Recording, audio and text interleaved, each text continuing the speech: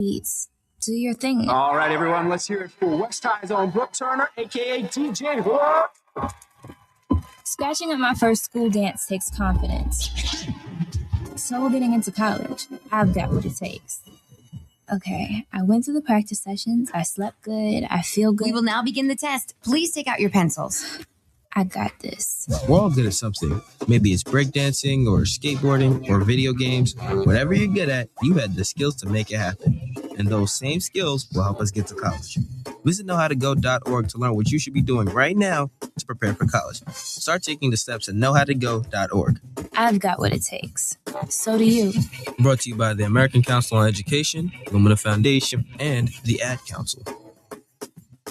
Evan, Canty, and Michelle are unsportsmanlike. It's an indictment on everybody that has fingerprints on the decision to draft J.J. McCarthy.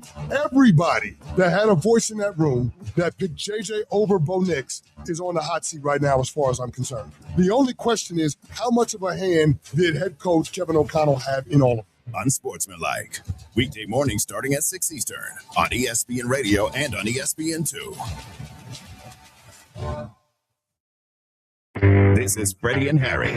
I can't wait to see this wide receiver group with Cooper Kupp, Jackson Smith, and Jigba in a full offseason and a full year starting out for Rashid Shaheed. So I'm going with Seattle as the second best team in the NFL right now, which is so unique about the NFC West, because you can sit up here and make a gripe that the top 10 teams in the NFL, 3 of those are in the NFC West. Check out more from Freddie and Harry weekdays at 5 Eastern time on ESPN Radio and the ESPN app. Your home for Richmond Spiders athletics all year round. W291CL Lakeside Richmond. WURV HD2 Richmond. We are 106.1 ESPN. Start your morning right with Ironclad Coffee Roasters and Baking Company, the official coffee of Fitz the Bill and ESPN Richmond. They have fresh artisan pastries made from scratch daily in their own in-house bakeries to go along with some of the best coffee in RVA. 3 locations, one in Shockoe Bottom, one in the West End, and one in Lynchburg. Check them out too online at ironcladcoffee.com. Fitz the Bill is powered by Ironclad Coffee Roasters and Baking Company each and every morning. Richmond, it's time to get your morning going. We are going to wreak havoc. Holy catfish! Richmond Sports Talk by Richmond sports fans. This is Fitz the Bill with Jack Fitzpatrick. All live from the capital of the Commonwealth, where sharp analysis, your cause, and Richmond always come first. If it's making headlines locally or nationally, we're breaking it down. Now, live from the capital of the Commonwealth, it's the Bill with your host, Jack Fitzpatrick. Good Wednesday morning. Appreciate you clocking in, getting your day started with us. We're back after missing a Tuesday episode of Fitz the Bill. Had to go out and perform the old civic duty, but don't worry, we're back on this Wednesday morning. So much to dive into. Essentially just crammed together the Tuesday show and the Wednesday show. So we've got a ton to dive into. NFL division winners, David Cunningham from Tech Sideline joining us to chat a little bit about Virginia Tech football. Preston Willett, he'll be joining us on Friday to talk a little UVA football. Bennett Conlon from JMU Sports News will be joining us tomorrow to talk some JMU football. That's all coming up this week. Plus, we've got our 3-a-days rolling right along in our 804 high school football previews. Today, it's Huguenot, Armstrong, and TJ.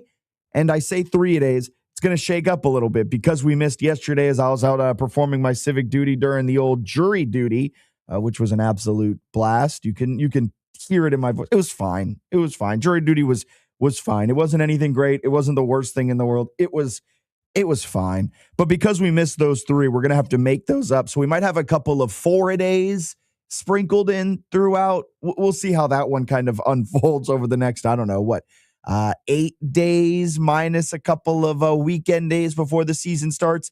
The 804 high school football season kicks off on Thursday, next Thursday, the 27th. So we've got to squeeze a ton of them in. But where I want to start on this Wednesday morning, Alan, I do want to talk division winners. I know we're still about 2-ish weeks, just over 2 weeks out from the official kickoff of the NFL season, but I want to plant my flag now in my division winners. These are the guys, these are the teams that I will not stray from. They're the teams I think will win each division. Today's the NFC, tomorrow's the AFC. And for the NFC East, I want to start with the NFC East. This might be sacrilegious to say here in Richmond, Virginia, but as I've kind of dove into the numbers a bit and I can kind of broken down what these teams have done this offseason, the Dallas Cowboys are my pick to win the NFC East. And I know there are a lot of Commanders fans out there that expect the Commanders to be better than they were last year, which they still can be and I still think will be. But I do not see them being better than the Dallas Cowboys. Dallas a season ago had an elite level offense, 0.109 EPA per play last season. And I know, what is expected points added? So on a per play basis, the Dallas Cowboys offense was doing a heck of a job of creating scoring opportunities. That 0.109 EPA per play last season, 5th best in the NFL. And if you look back over the last 3 seasons, the 2023 year, 24-25, Dallas is top 10 in the NFL in EPA per play on offense.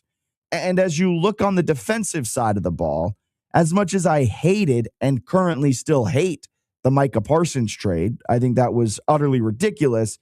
They've come out of it with some pretty good talent, right? Like they got the defensive tackle Kenny Clark in that trade. That trade of Micah Parsons opened them up to be able to absorb the contract of Rashawn Gary this offseason as they did another trade with the Green Bay Packers. They just signed Von Miller. They drafted Malachi Lawrence. They drafted Caleb Downs. How could I forget Caleb Downs? They bolstered the defense. And if the defense can take a step forward, not even a massive step forward, they were dead freaking last a year ago in every single statistical category. If they can just become an average, slightly average, if not slightly below average defense, Dallas should win more games, and they should be set up to win the NFC East. The Giants aren't doing it. I've got Philly as one of my shocking teams to actually miss the playoffs. I know, crazy that Jack doesn't like Philly, doesn't have faith in Philly. And I think the Commanders are more of a wild card team. I think Dallas can win 12 games this season and set themselves up to win the NFC East. Mainly because, Alan, that offense and Dak Prescott and company, George Pickens, CeeDee Lamb, Javonte Williams in the backfield, that offense, it's going to be elite again, like it has been the last 3 seasons. And as long as that defense can give them a semblance of defensive ability, they should win a lot more football games than they did a year ago. Yeah, if they keep their hands to themselves. Hey, we'll dive into those fights they had, but I kind of like that. I like that energy. Man, they fight every give me that energy. In joint practices. For my NFC East champions, give me that energy. The most consistent squabblers in squabbling when it comes to the training camp fights, or, I don't understand it. I kind of like it. I mean, Dallas is a popular enough pick for most people to win this division this year. You don't even have to preference it with any kind of apologies to Commander fans or anybody else. Like, everybody is expecting Dallas to take the step up and win this division. We've talked about it before. It is hard to be back-to-back division champions in the NFC East. I think the Eagles were the last to do it both times, I think. They've now done it. They did it last year with the 24-25. And they did it like way back in the Andy Reid days. Yeah, exactly. And you make a liar out of me if you ask me when was the last time a team went back to back to back, the three-peat of it. So I just don't see it happen. Yeah, it's difficult. I would say regular season-wise, I expect the Cowboys to take a jump up. It's somewhere between them and either the Commanders or Eagles, because there's one side that thinks the Commanders is taking a step up, and rightfully so. And there's another side that says that the Eagles haven't taken a step back, regardless of the changes with the offensive coordinator, A.J. Brown gone. None of that. It should bring them down enough that they're not contending for the NFC East. They are my pick, my shocking pick in the NFC to miss the playoffs after what they've done the last couple of years, because they have taken a step back. You're saying, right, like a lot of people are like, well, Philly, they didn't get worse this offseason. I would say just losing out on Stoutland, their offensive line coach, that in and of itself is getting worse. Yeah, he was regarded as the best O-line coach. He made Mailata what he is. There should be regression for sure, but is it enough regression that everybody else who's made progression has caught up? Yes, right? Like that's the question for me. I expect Philly to take a step back too, just because it's hard to maintain a level of excellence in the NFL without cheating. So they've been really, really good for a really, really long time. Like people forget, it's not just about the Super Bowl wins. I mean, they've been contenders for almost 5-6 years. Yeah. Like the entirety of Jalen Hurts' first contract and so forth. Like they've been contenders. They've been in the thick of it each and every year. And I don't see them being in the thick of it this year. Right? They went 11-6 a year ago. That was good enough to win the NFC East. It's not crazy to think that they dropped 2 games this year that they won last year and they go 9-8. 9-8, in my opinion, has them on the outside looking in of this whole entire NFC playoff picture. And that's not a huge discrepancy from what they were a year ago. 2-loss difference.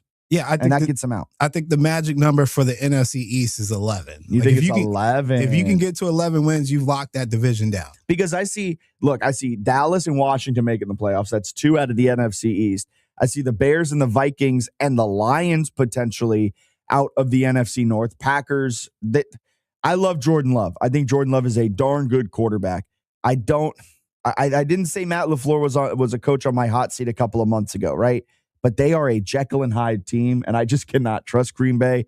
NFC South, they'll get 1 team in, and then you got the Seahawks, Rams, both for sure making the playoffs, and then 49ers, if they can stay healthy. It's just going to be such a congested playoff picture this entire season in the NFC. Win total for the Eagles expected 10.5 over under. So yeah, 11 is probably the magic number. I would expect Dallas is probably somewhere 8.5, 9 range or so, and I know the Commanders are like 7.5. Yeah. So yeah, if you're projecting a winner of this division, the books already think that the Eagles are the best team in that division. 10.5 means basically you need 11 to win the division. But I don't foresee 3 teams getting into the playoffs out of the East. No. So something's going to have to give this year. Yeah, 1,000%. Just to look at it real quick, you said the Eagles are at 10.5. Dallas, it's always tough to read into their win total because they're such a popular team. Yeah. That sometimes a lot of Joe Schmo money comes in on them, which boosts them up a little bit. Like, there's the Dallas fans that are just like, well, I'll just bet on Dallas to go over, and that's my bet for the year. So they're at 9.5. Washington's at 7.5. I was going to say Bama, Dallas, the Patriots during their run. Yeah.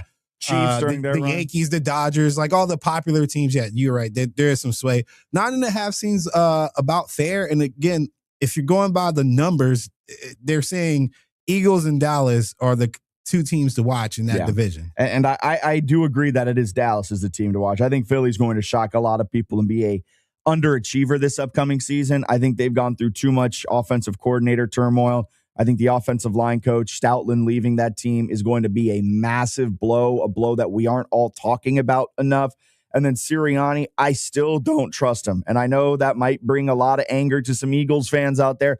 I don't trust Sirianni. So I got the Cowboys winning the NFC East. Down there in the NFC South, I listened to what Baker said. I listened to what Baker Mayfield said, and I think the Tampa Bay Buccaneers are going to win the NFC South. Yesterday, Baker Mayfield, pre or post practice, took to the podium and talked about what the expectations are this upcoming season down there in Tampa. I think we're going to shock a lot of people this year, and so I'm excited to just get on the road and do that. Anything else? You're going to surprise people when you say you're going to shock people? Yeah, I mean, listen, embellish it. There's no embellishing. I think you can't avoid it. There's the TVs everywhere. I think everybody's. Yeah. Hell yeah, I am. Everybody's picking us probably to have a losing record, so we'll see. I love the way Baker Mayfield, Allen, is able to create false narratives in his mind. I think they are going to shock a lot of people, but I don't think a lot of people have them with a losing record. They're in the NFC South, for goodness sake. What are you talking about, man? He does that a lot. It's kind of annoying. Like, you know how athletes are like, I don't look at the news and I don't listen to yada yada. I'm not on the internet. Maybe Baker needs to open up a little bit more. Yeah, you're not wrong. Because whatever he's saying to himself is just completely off base. It's anybody's game to win in the NFC South. Like flip a coin. Yes, you can name a team, and I can make an argument why they can't win just as quick as you can make an argument as to why they will win. Even the Saints, for crying out loud. Yes, the Saints, you could argue, wow, they finished the season red hot with Tyler Shuck as their quarterback, and they keep that momentum going. For the Buccaneers, you know what I'm going to use? The exact inverse. When that team was healthy in weeks 1 through 6, they were one of the best teams in the NFL. Tampa had a electric offense. Baker was on MVP type of pace. He was 7th in adjusted EPA per play in weeks 1 through 6, 0.295 EPA per play, which is an insane number. And then, oh, by the way, you look at their schedule, right? At Cincinnati in week 1. We all know how Cincinnati plays early on in the season. Browns, Vikings, Packers, Cowboys, Steelers, then Panthers, Falcons. Like, they've got some winnable games on this schedule. And they're in the NFC South. I think they're the most veteran-led team in the NFC South. I think they've got the best quarterback in the NFC South. I love Emeka Egbuka. I've talked about how he is my sophomore breakout candidate. I think if they can just avoid the catastrophic injury luck that they had last season, this is a team that could be pretty feisty like they were a year ago. Week 4, a month into the season, they were first place in the NFC. Baker was the odds-on favorite to win the MVP, and they were the shock team of 2025. I don't see why that can't happen again. Yeah, it wouldn't be a shock if they didn't make the playoffs again. It wouldn't be a shock if they made the playoffs and won the division. I don't know. I guess the shock would be a Super Bowl, because that would be a shock. Maybe that's what he was referring to. I still kind of lean to the Panthers being the team that wins this division again. I think their defense is unappreciated and underrated a little bit. I think they're going to see that Bryce Young and the receiving core have better chemistry this year. I think what it hinges on for them is also the health, and primarily the health of their offensive line. They just got to keep guys healthy and keep them upright so they can move the ball, because their physicality last year, I think, is what kept them in games in division and surprised some teams like the Rams the first time they came across to play the Panthers. Yeah, they're more physically imposing team than they look, I guess, on TV, because in person they were definitely just not what you expected. You expected a little bit more finesse, and that's not what you got last year from the Panthers. I just maybe we need to make a friendly wager on the Panthers, because I've got them as a team, because every single year, right, there are on average 6 teams that made the playoffs the year before not to make the playoffs the next year. So I broke it down: 3 in the NFC, 3 in the AFC. The 3 I have in the NFC are the Eagles, the Panthers, and the Packers. Those are maybe the Eagles and Packers might be the quote unquote shocking one. I'm not all the way in on Carolina. We might need to have a little friendly wager on that one, because Baker Mayfield's inability to play consistently a season ago really worries me going into 2026. There will be games where he looked like one of the best quarterbacks in the league, right? He had a game where he threw for over like 350 yards. He was dotting them up. He was looking fantastic. He also had a game where he threw for less than 75 yards in a single game. Like, I just need to see more consistency from Bryce before I put any faith into that Carolina Panthers team. Well, it's more about who he's playing against and what they're facing in that division than anything. Typically, I would agree with you. A team like the Panthers making the playoffs, how they did last year, is not making it again this year. But they didn't really make the playoffs last year by their own merit. It was given to them because of what other teams couldn't do. Yeah, 100%. So I thought that the Panthers played well last year. And they played well enough that the mistakes made by people around them put them in a position to be in the playoffs, and they almost won that playoff game.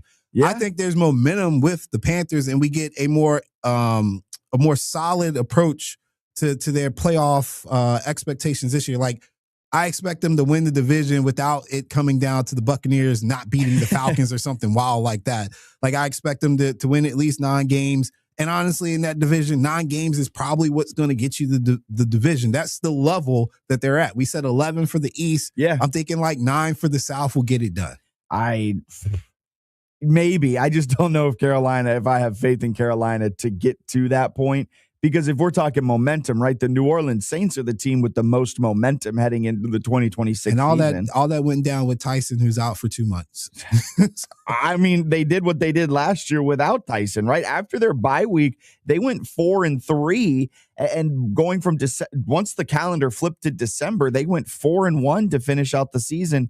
Granted, a lot of those wins were against I mean, all of those wins were against terrible teams. At that point, it was you got to beat who's in front of you. You're right. But at that point in the season, they were playing a beaten and battered Tampa squad that was on the downturn. Then they beat a Carolina squad. Then they beat the Jets at Tennessee.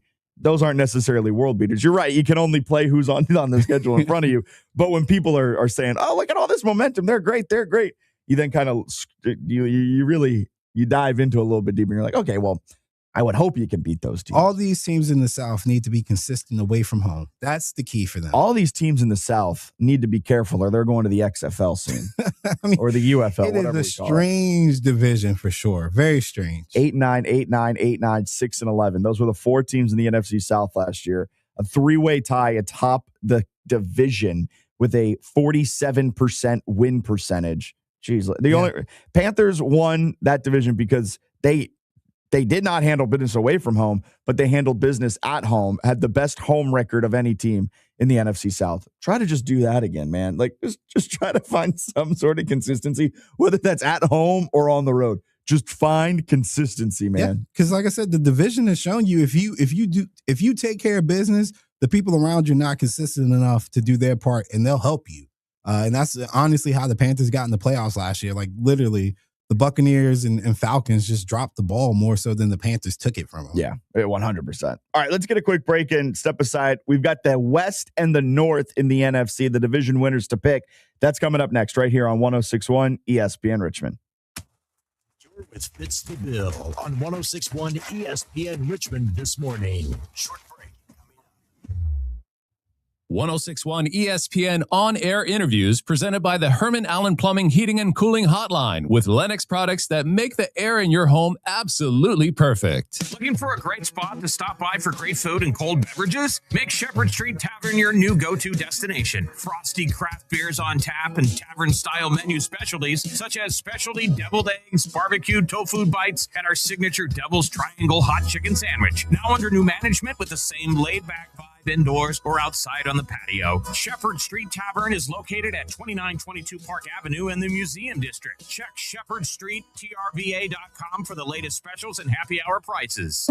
Indeed presents hires you can't afford to get wrong, like a social media manager. Did you just post our Q4 earnings to your personal social media? Oh, yeah. Used a trending audio and everything. That's confidential financial data. Relax. It only went a little viral. The SEC just commented with the eyeball watching emoji. This is time for sponsored jobs. This is what happens when you don't sponsor your job on Indeed. Next time, get matched with quality candidates with Indeed sponsored jobs.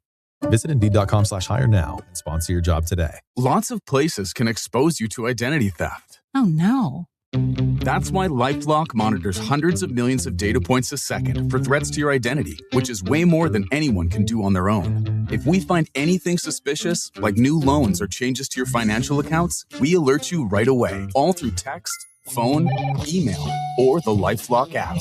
Get the alerts that could make all the difference. Save up to 30% with promo code NEWS at LifeLock.com. Terms apply. Tune in to the Henrico Huddle with Dennis Bickmeyer the last Wednesday of each month, afternoons on 106.1 ESPN or updates online at henricosea.com. When flying out of Richmond, just park and go. Richmond's Park and Go provides door-to-door shuttle service to the terminal, so there's no waiting, no hassle, and it's safe and secure. For the best deal in airport parking, simply visit and book a reservation at bookparkgo.com or just download their app in the Play Store. They're ready for you 24/7, 365 days a year for your airport parking needs. Come see how easy and hassle-free airport parking can really be at Park and Go. Get in the zone, auto zone. John always listens to his truck. So when his brakes start talking, he goes to AutoZone, where a helpful AutoZoner gets him the right parts. If John has time to put them in, he borrows a kit with Loan-A-Tool. And if he doesn't, he gets a free shop referral. No hassles, just help. Everything you need, nothing you don't.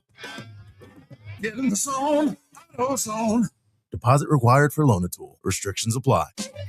You know the rush when you reach that goal, when something you've worked for pays off. That's success. At University of Maryland Global Campus, we believe you should never stop chasing it. That's why we offer a skills-based education that helps move your career forward. Learn how to apply emerging technologies like AI and data science. Build your leadership and critical thinking skills. Apply by September 1st and save with no application fee. Learn more at umgc.edu. Certified to operate in Virginia by SHAC. 1061 ESPN from the U.S. Army Recruiting Richmond Traffic Center. Expect some backup heading west on 64 between Mechanicsville Turnpike and 95.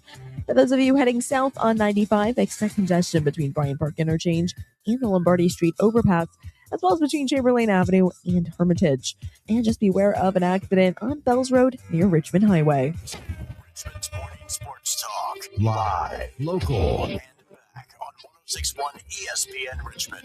It's the Bill. Powered by Ironclad Coffee and Baking Company. Welcome back in. Fitz the Bill on this Wednesday morning. 804-327-0888. The Radke Insurance phone line is open on this Wednesday morning. Head on over to radkeyinsurance.com to get started on your free quote today. Quick one before we keep rolling. This Saturday, mark your calendars now, Christian Brothers Automotive down in Brandermill is throwing their grand opening party 10 to 2 right there on Temmie Lee Parkway. They've got free pizza, bounce house for the kids, raffle prizes, tours of the new shop. It is going to be a great way to spend a Saturday morning. Come on by on Saturday. You'll get to meet Dave and Lisa, the owners of the newly opened Christian Brothers Automotive. Dave's a Marine Corps veteran. It's a locally owned shop. It's always a fantastic time down there. We'll be live from the shop 10 to noon. Stop on by, say hi. Then K95.3 takes over noon to 2. So swing by, grab some pizza. Christian Brothers Automotive in Branderville this Saturday, 10 to 2. Don't miss it. We're rolling along with our division winners. And NFC East, I picked the Dallas Cowboys to win the NFC East. In the NFC South, a division that you could convince me any which way they will win. And I'm just listening to Baker Mayfield, right? Baker Mayfield said we're going to shock some people. So I'll believe Baker. I got the Bucs winning the NFC South. The NFC West. And people are going to say this is me being a homer. This is because I'm a fan. It's not. Like, let's just face the facts. The Seattle Seahawks are going to win the NFC West. Full stop. The Rams are a house of cards. You take one little card out of that thing, and it's all going to come crumbling down. Puka Nacua, Devontae Adams can't be a wide receiver one at his age. You take Devontae Adams out, you saw how the offense kind of came to a screeching halt late down the stretch in that season. I think there are too many variables for the Rams to withstand a full 18-week season plus a postseason. So I've got the Seahawks winning it because they didn't really lose talent this offseason, right? Like, oh, yeah, sure, they lost the Super Bowl MVP in Kenneth Walker. That's fine. This team, I believe, and this is from the outside looking in, I don't have any Seattle Seahawks inside sources, but the way that they handled that entire contract negotiation, I think they were preparing to leave Kenneth Walker this offseason all year long, and then his Super Bowl MVP, they're just like, all right, go get paid, right? The other position that they lost was the offensive coordinator. But guess what the Seahawks did? They hired Brian Fleury from San Francisco, which is the same offensive system or similar offensive system that Kubiak runs. And so didn't really change all that much. Kubiak came up with Kyle Shanahan. Brian Fleury came up with Brian Shanahan. Not too much of a difference. It's not like they're installing a completely new look offense like the Philadelphia Eagles are. Sorry, there's something was stuck in my throat. Like the Philadelphia Eagles are, right? They beat the Rams, the team that's supposedly better than them, in 2 of the 3 games played last season. The defense is led by the best defensive mind in the game. The offense now has a Sam Darnold who flourished as the season went on. And this is the first time in maybe his entire NFL career where he is with the same team, with the same coaching staff from year 1 to year 2.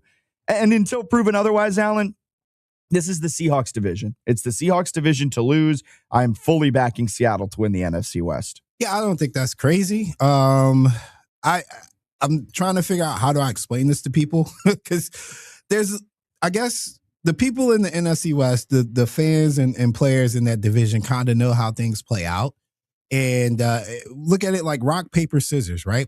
No matter how good the Rams get, the Seahawks have typically had their number. And then no matter how good the Niners get, the Cardinals have typically had our number.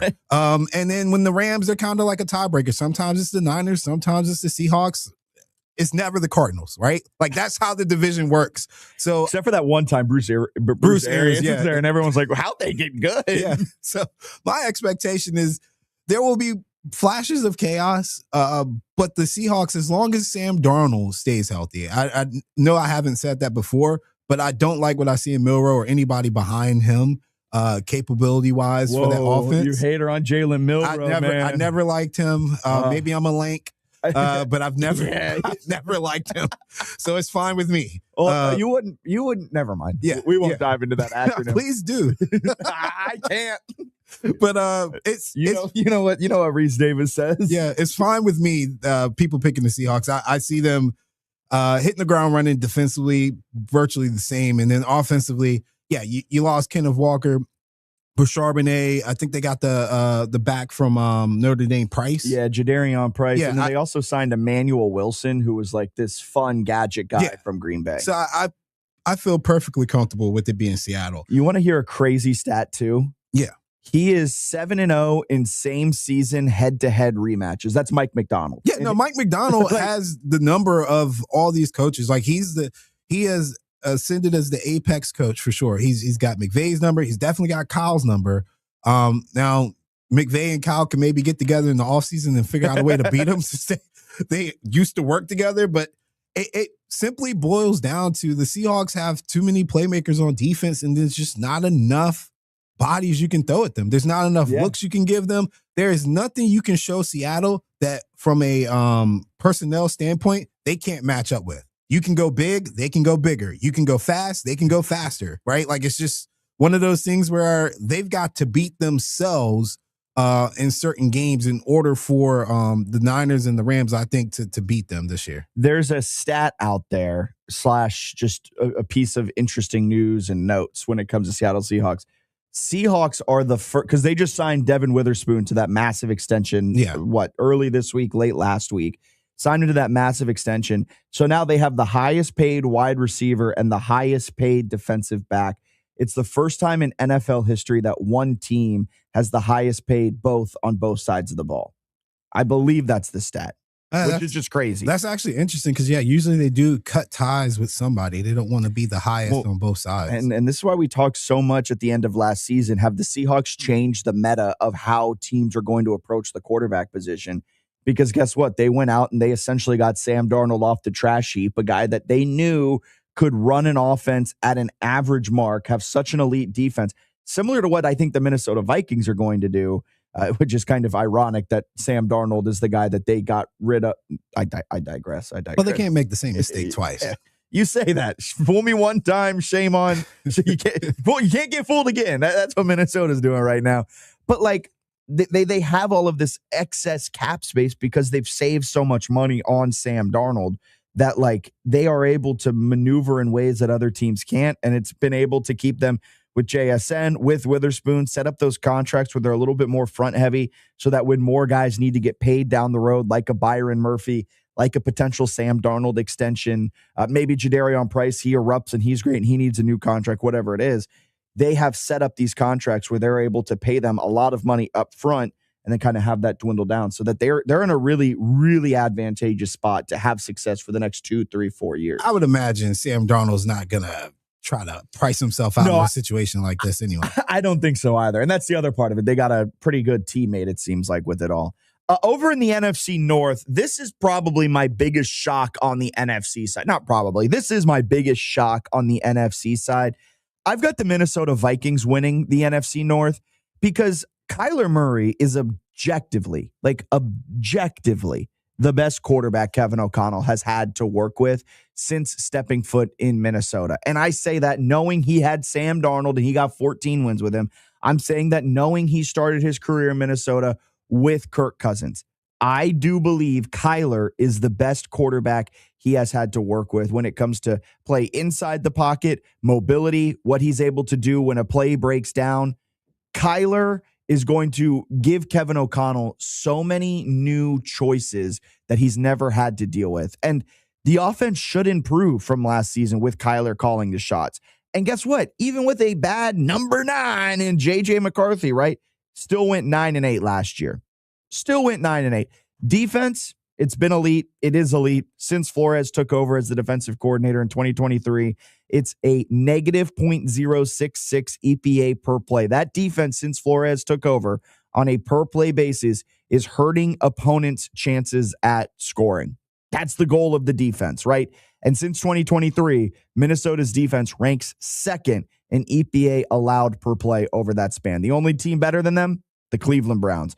They allow a 42% success rate, which is 5th best over that time span as well. So the question that lingers over Minnesota is, can KOC turn Kyler and company into a slightly above average offense? I think so. And I think they're going to shock a lot of people. I think the Vikings are going to come out of the NFC North. I think the Lions are going to come out of the NFC North. The Bears are a fringe team I'm a little worried about. They had a little bit of magic a year ago. Can they recapture that same magic this season? That's yet to be seen. And I think the Packers are going to miss the playoffs out of the NFC North. That's how I have that all breaking down. The NFC North is going to be a very fun division to monitor this upcoming season. Yeah, it's a weird situation for me because I don't want to root for Matt LaFleur, but I don't like Ben Johnson. So if Matt LaFleur could at least get the best of Ben Johnson, I'd be happy with that. It's crazy. The Bears a season ago had the second worst point differential in the NFC North at plus 26. They were tied for the worst record in the division at 2-4. Yet they dominated everyone else. They went 11-6 on the season, and they won the NFC North.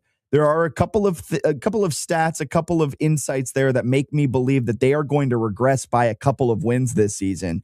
And Detroit's a team that's probably going to progress a couple of wins this season because Detroit, despite finishing 9-8 last in the NFC North, they had the best point differential of any team in the NFC North. They had one of the best point differentials in the NFC, behind only the Seahawks and the Rams. And yet they missed the playoffs. If we're looking at rosters, I think the Packers are the odd man out of this four-way battle. Especially with Micah not coming back to like week 6 to 9. Yeah. So, and again, I've never been big on their perceived playmakers. They don't make a lot of plays. What for me. playmakers? Yeah, exactly. They've never went We don't for need a wide receiver one. Well, we're going to see because I think I can name the wide receiver one of the other 3 teams, and they're going to be pretty good. Yeah, You're not wrong on that one. Like I love Jordan Love. I think he's one of the best quarterbacks in the league right now.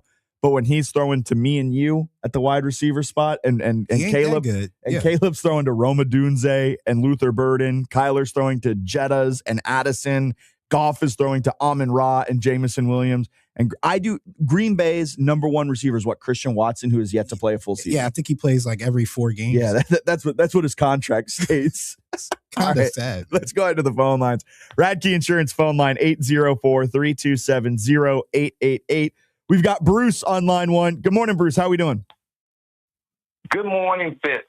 Good morning, Alan.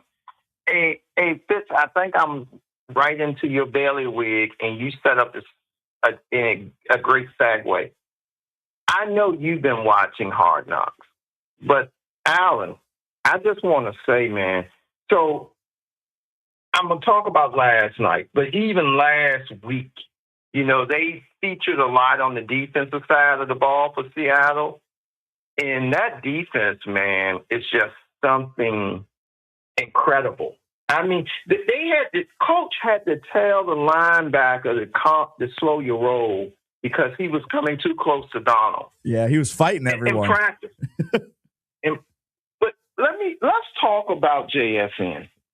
So, Alan, last night, you can throw a water into a lake and you'll get ripple effects from how the water hits the lake. They were showing JSN running his routes. And when he would come out of his break, they produced 8 or 9 sketches of him, like a ripple in the lake, where he is in the same pattern throughout his routes. And like they were saying, JSN with the Seattle, they showed the huge contract signing. I love Fitz, how the players congratulated Devin after he became the $100 million man. But they were showing, Alan, how this guy comes out of his routes and there are 10 of him. Like what you see in a movie. Who do you pick to check?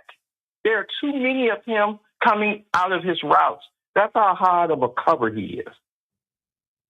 I haven't watched last night's episode yet. I always watch them on Wednesdays, the day after, because HBO Max, I don't think I can stream it live. However, I'm excited to watch it. I've seen the clip on social media you're referencing, Bruce, and they have done an excellent job through, 2-3 episodes so far. I'm excited to see what they do with Jackson Smith and Jigba, because that dude, what did Mike McDonald call him? The Silver Surfer. So, Bruce, just so you know, as a Niner fan, I have to be careful how much Hard Knocks I watch because it's too much support for the Seahawks. Yeah, you can't give them too many ratings. But I agree, man. I love the energy from Seattle, which is why I'm pretty confident in picking them to win the division again. Like, there's been no satisfaction with them. Like, you can tell, 2026, there is no, hey, we won the Super Bowl last year. No, it's 2026. And McDonald telling the linebacker, that kind of energy resonates with me because that's how I would coach if I was a coach. And he did. He warned him several times, stay away from Sam, stay away from Sam. And he goes, this is my blanket practice. And it's also something encouraging to see if you're a Seahawks fan, because this man is in his infant stages as a coach.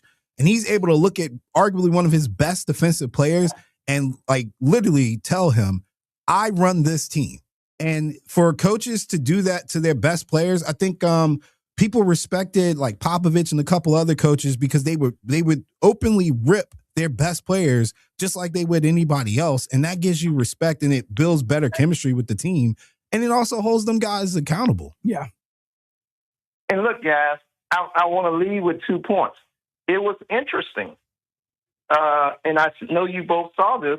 They bring in the Boston Celtics head coach to talk to the players. They brought in the Celtics. Missoula, they brought him in to talk to the team. He is a nut, so that makes sense. He is. And then the last point I would make, I hope y'all discuss this. They talked last week about the spins on Sam Darnold's pass, over 640 spins. And he has the highest span of any quarterback in the NFL. No other quarterback had in excess of 580-some spins. But his passes are over 640 spins. So I don't know if y'all caught that on last week. Yeah, it's interesting how deep they dive into it all. Bruce, appreciate you calling in. Have a great rest of your Wednesday. We'll talk again here soon. Yeah, they dove into all of the RPM stuff. And Darnold, I think people forget, coming out of USC, he threw a good ball. It is shocking. The knock was his hands were small, and he would turn the ball over when he got hit. It's insane, which is still the case. Yeah. I mean, the week one game against the 49ers, that's my literally friend. how I got a friend, he'll never let it go because Alex Smith has small hands. He always brings it up whenever the ball gets knocked loose. It's just so interesting. And I know it's what was talked about way too much a season ago, but how important it is to get into a good landing spot if you're a quarterback. Sam Darnold went to the New York Jets. Who's succeeded in New York? Mark Sanchez and Joe Namath. And then it just puts you, it's such a mental game that if you get rattled. It's just like raising a child. If you put a child in a bad house, nature and nurture. Yeah, they're gonna come out all kind of sorts of way. But if you put them in a loving home, they typically turn out to be pretty good, respectable adults. So it's similar with a rookie. You put them with a terrible organization, they're probably going to be terrible themselves. You put Brock Purdy, who's Mr. Irrelevant, into a very good system in a very good home. Yeah. Essentially, what does he become? $50 million a year, man. $50 million Brock, baby. There you go. All right, let's get a quick break. That's a good nickname. You should. That's catchy. You should stick with that one. We'll get a quick break and step aside. Be back with more Fitz the Bill on the other side. Listening to Fitz the Bill. Don't touch that dial.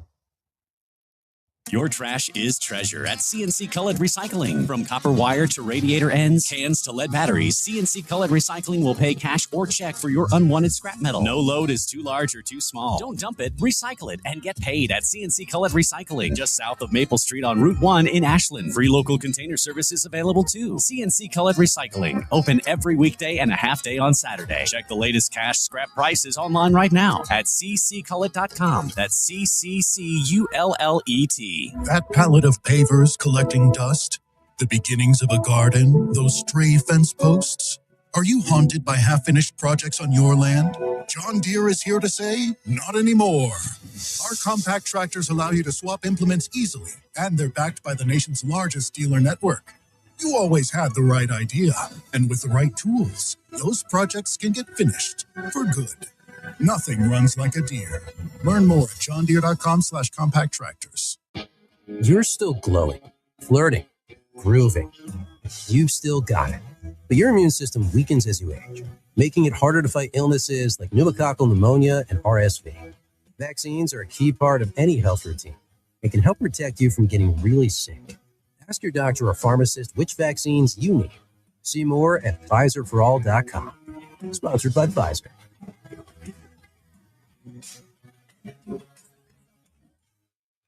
Summertime in RVA means one thing. Golf season is here. If you're looking for the perfect golf course, head over to Queenfield Golf Club, located just a few minutes east of Mechanicsville. Queenfield offers a beautifully secluded 18-hole course, spacious driving range, and professionally maintained practice greens and bunkers. Schedule your tee time today by calling 804-769-8838 or reserve a spot online at queenfieldgolf.com and make Queenfield Golf Club your new favorite course.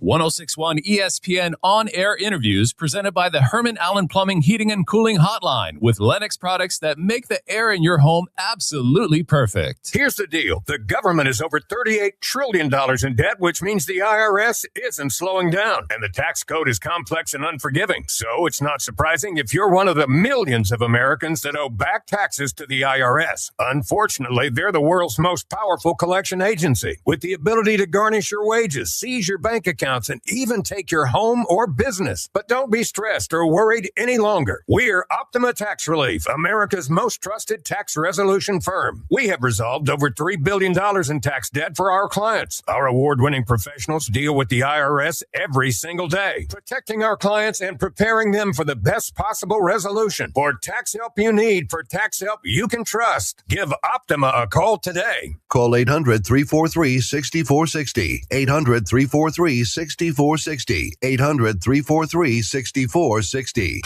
Optima Tax Relief. Some restrictions apply. For complete details, please visit OptimaTaxRelief.com. 1061 ESPN weather. We have a warm and sunny summer day ahead of us, with highs reaching 91 degrees this afternoon. Lows tonight dropping down to 70, with high humidity continuing into tomorrow. You're listening to Fitz the Bill, Richmond's morning sports talk show on 1061 ESPN Richmond. News or snooze? News or snooze this morning, coming at you guys with some college football news. Ohio State, Oregon start 1-2 in AP preseason poll. Snoozeworthy. Oh, snoozeworthy. Wow, I thought it was going to be newsworthy. No, because preseason polls don't matter. They're stupid and they ruin the game. No, I thought it was newsworthy because it's got Oregon in number 2. I thought it'd be somebody else. What happened to our SEC people? I thought it was mandatory that you have an SEC team in the top 2 every preseason poll since Nick Saban took over Alabama. Don't worry. The SEC has 9 teams in the top 25. Okay. The Big Ten only has 8. Granted, the Big Ten, though, has won, the last 3 or 4 national championships and has proven to be the better overall conference. I'll stop. Preseason polls make my blood boil. And I know I had the rant on it. Was it Monday? I may have had the rant on it. It impacts things so drastically because a preseason poll sets the expectation for the upcoming year. Guess who was not represented in the AP top 25?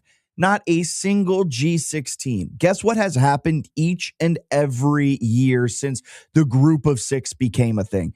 At least one G6 team finished in the final AP top 25. You would think the AP preseason top 25 would want to kind of reflect that, right? And put a G6 team in. But no, they don't do that. And the AP top 25 and most of these preseason polls are essentially just popularity contests.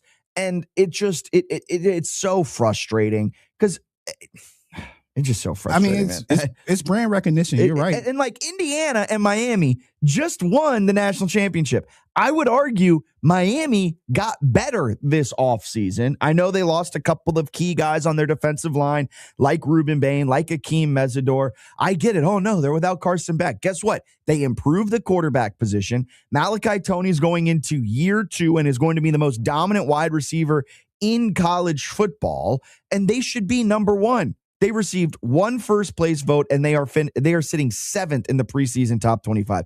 That's asinine. Indiana got 8 first-place votes, but they're sitting 6th in the preseason poll. That's asinine. And there's not a single G6 team in the AP top 25. Louisville, Houston, Mizzou, Iowa, Utah. You can kick all of them out and put better G6 teams in there, and it would be a better representation of what this upcoming season is going to be. Yeah, I agree. All I see is brand recognition. Like Texas Tech being number 12, and their quarterback is easily gambling. Worse than what it was last year. It's kind of ridiculous to me. Alabama at number 13, again, seems like brand recognition. Georgia at number 3. What has Georgia done in the last couple of years that makes you think they're going to finish top 3, right? I will say Georgia, Gunnar Stockton, I think, should be taking a step forward as a quarterback. If you got faith in Gunnar, I guess I'll leave you to that. I have faith in Gunnar and Georgia. It's Bobo in the offense. Like they keep guys in a box for some reason. Branch in Atlanta looks so good. He looks so good. He looks nothing like he looked on tape. I looked at him and I said to my friend, I said, it's George Pickens all over again. Pickens didn't look anything like what he does in the NFL in college because they wouldn't let him. The only person that got the shine was Brock Bowers. Yeah. Brock Bowers but that wasn't Mike Bobo's offense. That was I think that was Monken's offense. Yeah. But also you got LSU at 11, man. They finished 7-6 a year ago, fired their coach, brought in Lane Kiffin, and you're telling me they're a top 15 team? Man. Miss me with all of that. Southern Cal 9-4 a year ago, Michigan, Washington, Penn State is in the top 20. Man. Yeah, I know. G6 teams are better than that. If you put Penn State against a G6 team that's expected to win their conference, like a Boise or a JMU, they would probably beat Penn State. Let's keep a screenshot of this and then review it weekly and see how it changes. It's going to be hilarious. All right, I'm going to take a screenshot of it. We'll get that going. All right, this one is it newsworthy? Who knows? Multiple brawls. Why you put that? Hey, on? that's what multiple brawls. Saints Cowboys joint practice. Hey, Brian Schottenheimer, what'd you think about that practice, huh? Team, but yeah, it was more about mindset, mentality, ability to refocus when bad stuff happens. And, again, we're going to play on the edge and we're not going to take, I'll say the word again, from anybody. But at the same time, I don't think that they were the only ones stirring up the I think we might have been stirring it up as well. But it was a sloppy practice all in all, and it's got to get better. Thanks, Brian. Hey. Breaking news. The Cowboys are taking no from anybody. You heard that? You hear that, Commanders? You hear that, Eagles, Giants, and everybody else? You can talk all you want, but they're not taking off nobody. That's so. I also love how maybe this is how he resonates with his players. I don't know. He drops that. His voice never changes. He doesn't get more excited, less excited. That's what they say, like players and stuff say they love about him. It's like he's just who he is all the time. Hey, we're not going to take any from anyone, and maybe we stirred up a little bit but we didn't do anything. Can I give you a hot take? Any other coach is just yelling. I will publicly apologize to Schottenheimer. I did not think this would work. Same. But I have to say I am so confident in his coaching ability for the simple fact that when he punished Pickens and CeeDee Lamb for their nonsense in Vegas, they accepted it and they came out and they played their butts off and you never heard another thing about it. And these are two highly emotional players that if they get offended in any kind of way, it usually reflects in their body language and all that stuff. The fact that he had their respect so early in his tenure as the offensive coordinator turned head coach who never really did anything as far as calling plays or had any real clout around the league to come in and coach as hard as he was coaching. But to punish those guys and they respond in such a mature way. I know it sounds cliche, but I was like, wow, maybe this dude really does know what he's doing. And not only that, guess what we haven't really heard at all this training camp? George Pickens being upset he doesn't have a new contract. That's He's managing their personalities, which is, if you ask me, that's a miracle. Mike McCarthy, all we heard about was CeeDee Lamb, was Dak Prescott, was all of these terrible things. Heck, last year when they're going through the coaching church and there wasn't necessarily like a guy in there, all we heard was Micah Parsons being upset. Pickens wants a new contract. He got his franchise tag. Guess what he's doing this season? Working out. Yeah. He hasn't been a malcontent. He didn't even hold in, did he? I don't think so. Yeah. And maybe they're just getting out all their anger instead of out in the media. It's at the New Orleans Saints because there was the 2 fights. Donovan Ezeraku was ejected after throwing a punch. The second time that's happened. Donovan. I love that. Give that to me. I want that energy. Just don't spit on anyone like Jalen Carter. Oh, man. You spit on somebody out Dallas training camp. They definitely they throwing hands. Yes. Starting to ride. Eric McCoy, the Saints center, threw a Cowboys player's helmet in the air. A Saints tight end wrestled Jalen Thompson, a Cowboys safety, to the ground. Schottenheimer and Kellen Moore discussed ending practice early, but they let it just play out. And then Schottenheimer said, right now, I'm in charge of Fight Club. Yeah, I mean, I love it. A team called the Saints doing a lot of fighting. That seems like an oxymoron. I guess they're marching in. What? I don't know. Nothing after that. I also find it funny that typically when a team is coached by a coach who has like a history with the franchise or even a program, it's usually not a lot of animosity unless they were removed in some form or fashion. But like Kellen Moore and Dallas, like they were good with each other. Yeah. And he got his job from he went to the Eagles and then he got a Super Bowl. Then he went he shouldn't have any animosity towards Dallas. He shouldn't. I feel like you would tell your his team. Players do. Yeah, I feel like you would tell your team bring the temperature down a little bit. But Nope. What was the last one? Roger Goodell, no doubt, over NFL team outside U.S. Newsworthy. So Goodell said it's inevitable that the NFL will eventually have a team permanently based outside the United States. His quote was, at some point, there will be NFL teams outside the USA. That was what he told former NFL player Marcus Kuhn during an interview with a German outlet. He said, quote, I have no doubt that this will happen one day. Notably, he said teams, that's plural, not just team. This upcoming season, it features 9 international games, including new host cities, Melbourne and Paris. Melbourne has been doing some interesting travel logistics in terms of how the Rams and 49ers are going to get there. Paris, that one's easy. It's similar to all the other European countries. Goodell also floated that a permanently based international team's home city could eventually then also host a Super Bowl, though that's not a near-term priority. There was a lot of uproar over this, Alan, and I do want to remind everyone, I think it got lost in the craziness that was COVID, but right before COVID hit, there were murmurings and rumors and pretty substantiated kind of talking that the Jacksonville Jaguars were going to go to London. Like, that was a thing that was being discussed. Oh, shoot. They were talking about the Commanders going over there one time because of Dan Snyder's his love of London or whatever it is. He's actually got roots there. He's got citizenship. Yeah. There. So he's there right now. Yeah. Well, I think there's other reasons why he's there right he now. Probably can't come back. Yeah, he's got a couple of pending investigations allegedly. But I did, when this came out, I went, yeah, that makes a lot of sense. There's a lot of uproar over it, though, across social media and across just the talking heads and everything. When Goodell said that, I went, yeah, I'm kind of shocked it hasn't happened already. It's actually pretty easy to set up. You just have a team based in London, Paris, Munich, one of the places that you have consistent games in. And then you just, I mean, it's not going to be fun for the team, but essentially you would play all of your away games in one kind of sweep. You have a home base in the States, then you have a bye week, you go back home, and then you play the rest of your games at home. I think that's a pretty easy solution to it all. And them having 9 international games this year, that is just a huge step forward into them landing an international team. Like, this is not shocking to me. This was almost a thing in early parts of 2020. Yeah, it's going to happen. It does make me laugh, though, that the NFL is trying so hard to get a team in Europe. And we used to have NFL Europe, and it wasn't sustainable. Yeah. Well, that was because there's, 100 million teams. And I don't know. What was his name? Ronald Dahl, RJ Dahl, the Madden king.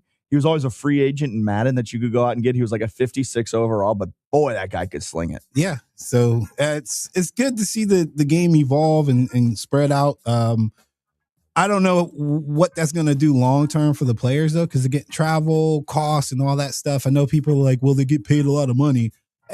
we have limitations to our bodies. So at some point, I feel like they need to do some research on that, figure out a different schedule for it. I think what they would do is just essentially have them have a home base in the States. They play all their away games at once. Or kill preseason. I mean, I don't know how that would help them figure it out. But yeah, kill preseason. Like extend the season further on the back end. Do more joint practices. We get more fights, less preseason. That's the when I become commissioner of the NFL, that's what I'm going to run on. That's my platform. More joint practices, more fights, less preseason. That's something we can all get behind. David Cunningham from Tech Sideline joining us to kick off hour number 2. Stay with us.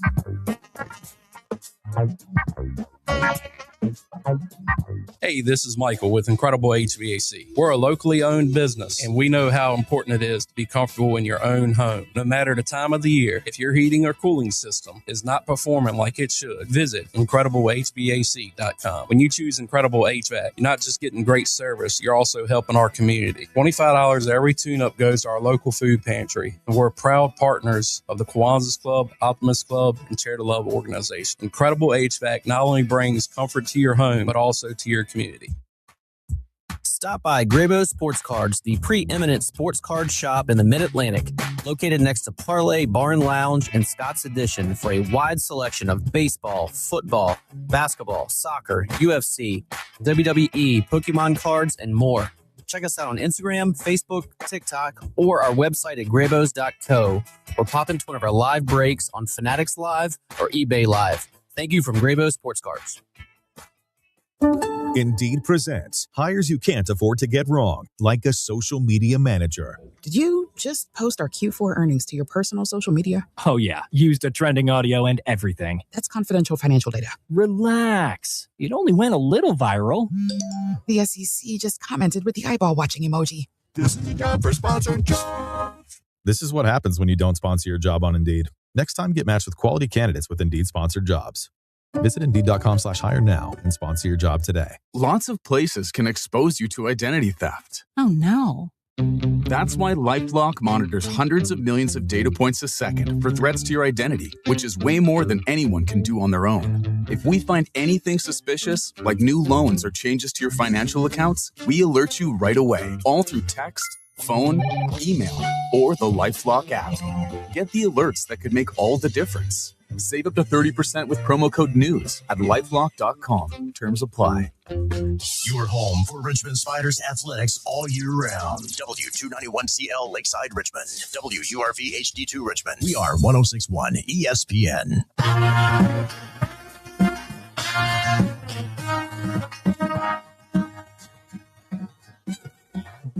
You're listening to the second hour of Fitz the Bill on 106.1 ESPN.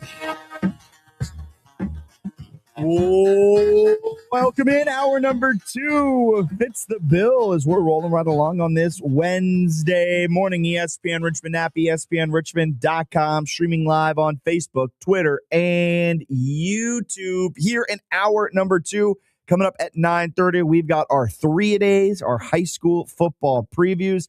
Today it is Huguenot, Armstrong, TJ. So stick around. That's coming up at 9:30. If you miss any of those, you can find them all on our YouTube.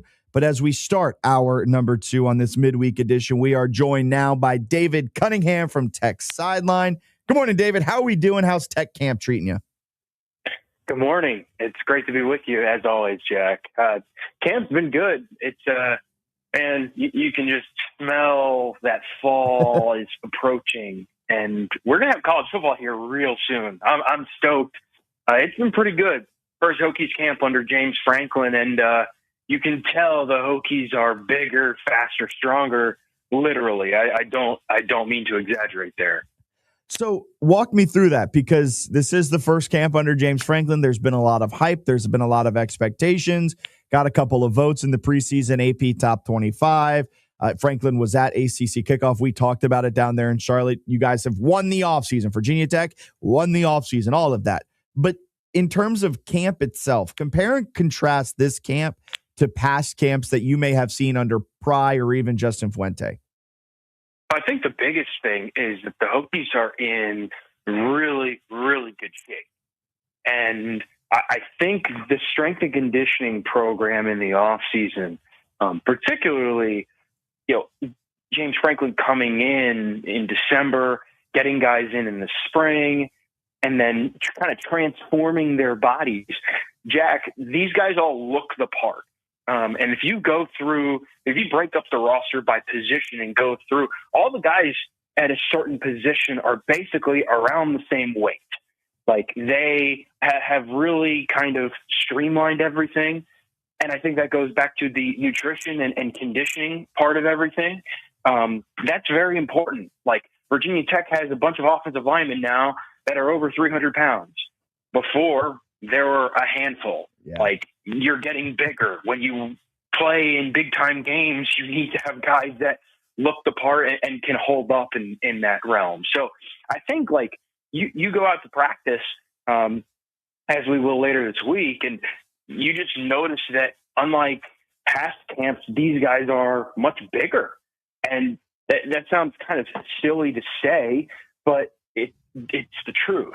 And I think it goes to show you how important James Franklin and his coaching staff take strength and conditioning aspect of things. David Cunningham from Tech Sideline joining us on this Wednesday morning.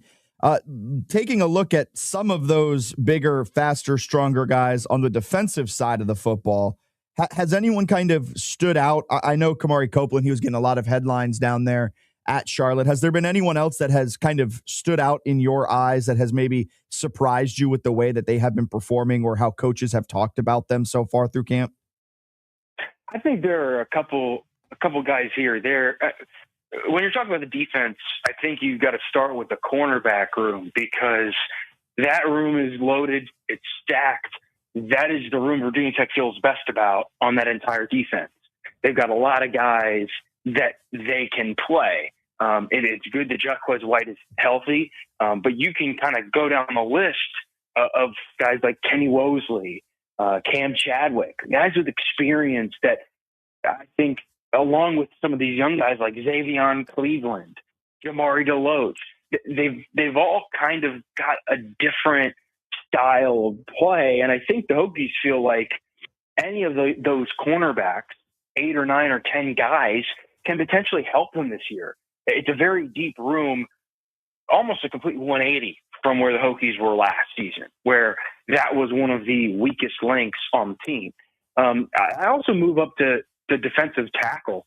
I think alongside Kamari Copeland, it's probably going to be Elijah Fall, but you need a couple other guys behind them, obviously. And Randy Adarica is a name that keeps popping up. He's a transfer from Penn State. He's a redshirt freshman from the Miami area. I think he is a guy that it seems like he's getting a lot of high praise early on. And you look at him and go, he and Eric Mensah, the transfer from Ohio State, those two guys will play a pretty big role this year in terms of backing up Kamari Copeland and providing depth because the Hokies certainly need it up there. Those are a couple of the guys. I look at safety as the biggest question right now, Jack. And I think a guy like Sheldon Robinson, he is a sophomore who played a lot last year, just kind of thrown into the fire. He's probably going to be the third option back there, I would think. But he's a young guy who I think could really step into a bigger role if the Hokies need it. He's got a good head on his shoulders, high IQ player, and he played very well in some limited snaps last season. David Cunningham from Tech Sideline joining us on this Wednesday morning, turning the attention from the defensive side to the offensive side. Last I checked, and please correct me if I'm wrong, but no official QB1 has been named for the Hokies, but it seems like it's the Ethan Grunkemeyer show, right? It is, yes. And, it's funny, like James Franklin told us a couple weeks ago that the players know who the starter is. And it's like, okay, the players probably know that Ethan Grunkemeyer is the starter. Just go back and look at some of his film from last year. Turn on that game against Indiana where Penn State took the Hoosiers, the national champions, down to the wire, and he had a better QBR than Fernando Mendoza, the guy who went to the Las Vegas Raiders with the number 1 pick in the draft and won the Heisman and won the national championship. Grunkemeyer in a lot of ways outdueled Mendoza in that game, but the Hoosiers snuck away on that final touchdown. Grunkemeyer has a little bit of experience. It's a very young quarterback room. But he is your guy. And I think the combination of him and Ty Howell's offense, along with Danny O'Brien being his quarterback's coach, that's a carryover from Penn State. There's a lot of familiarity with there. And I think they've got a guy in Grunkemeyer who they really understand all the ins and outs of his skill set and what he can and can't do. And they're kind of building this offense around him. And he played really well at the end of the season last year against Clemson. Jack, what's more curious to me is who's going to be that number 2 option. And I don't really have an answer. It's more just an observation that you've got Grunkemeyer kind of penciled in, but this is one of Virginia Tech's strongest quarterback rooms in a while as far as throwing ability, because for that number 2 spot, it's going to be either Bryce Baker or Troy Kuhn. And both of those guys are freshmen or redshirt freshmen. Very, very young guys, but talented guys, 4-star guys. So you feel pretty good about your quarterback room as a whole. Just kind of weird that a lot of these guys have not played a ton of college football. But that's also the day and age that the Hokies are living in right now, where they brought in a ton of talent, not necessarily guys who have gone out and done it yet. So with that, right, like not guys that have gone out there and done it. They don't have necessarily the game experience. And then you look at Virginia Tech's schedule, which has been a hot button topic because it starts out, let's face it, fairly easily, right? VMI, ODU in the first 2 weeks at home, then on the road at Maryland, at Boston College. You're sitting there. Those are 4 games. If you're Virginia Tech, you need to win. And then the back end of the schedule, when the team should have some more of that experience, those are some tough games at Clemson, at SMU, at Miami, and then the Commonwealth Cup right against UVA at home. How hot does Virginia Tech need to start this season? Because when I'm looking at this schedule, right, VMI, ODU, Maryland, BC, then it's Pitt on a Friday night at Cal. Those are all games that, with the way the back end of the schedule plays out, I feel as if those are must-win games. Maybe not must-win. Let me not get bulletin board material already before we've even gotten into the season. But those are all games that you would love to bank and have in the W column heading into that back half of the schedule. Yeah, I think so. I mean, I think especially those first 4 heading into that Pitt game. Narduzzi and Franklin go way back, and I expect that Friday night game, Lane Stadium under the lights, in October to be a real rock fight between the Hokies and the Panthers.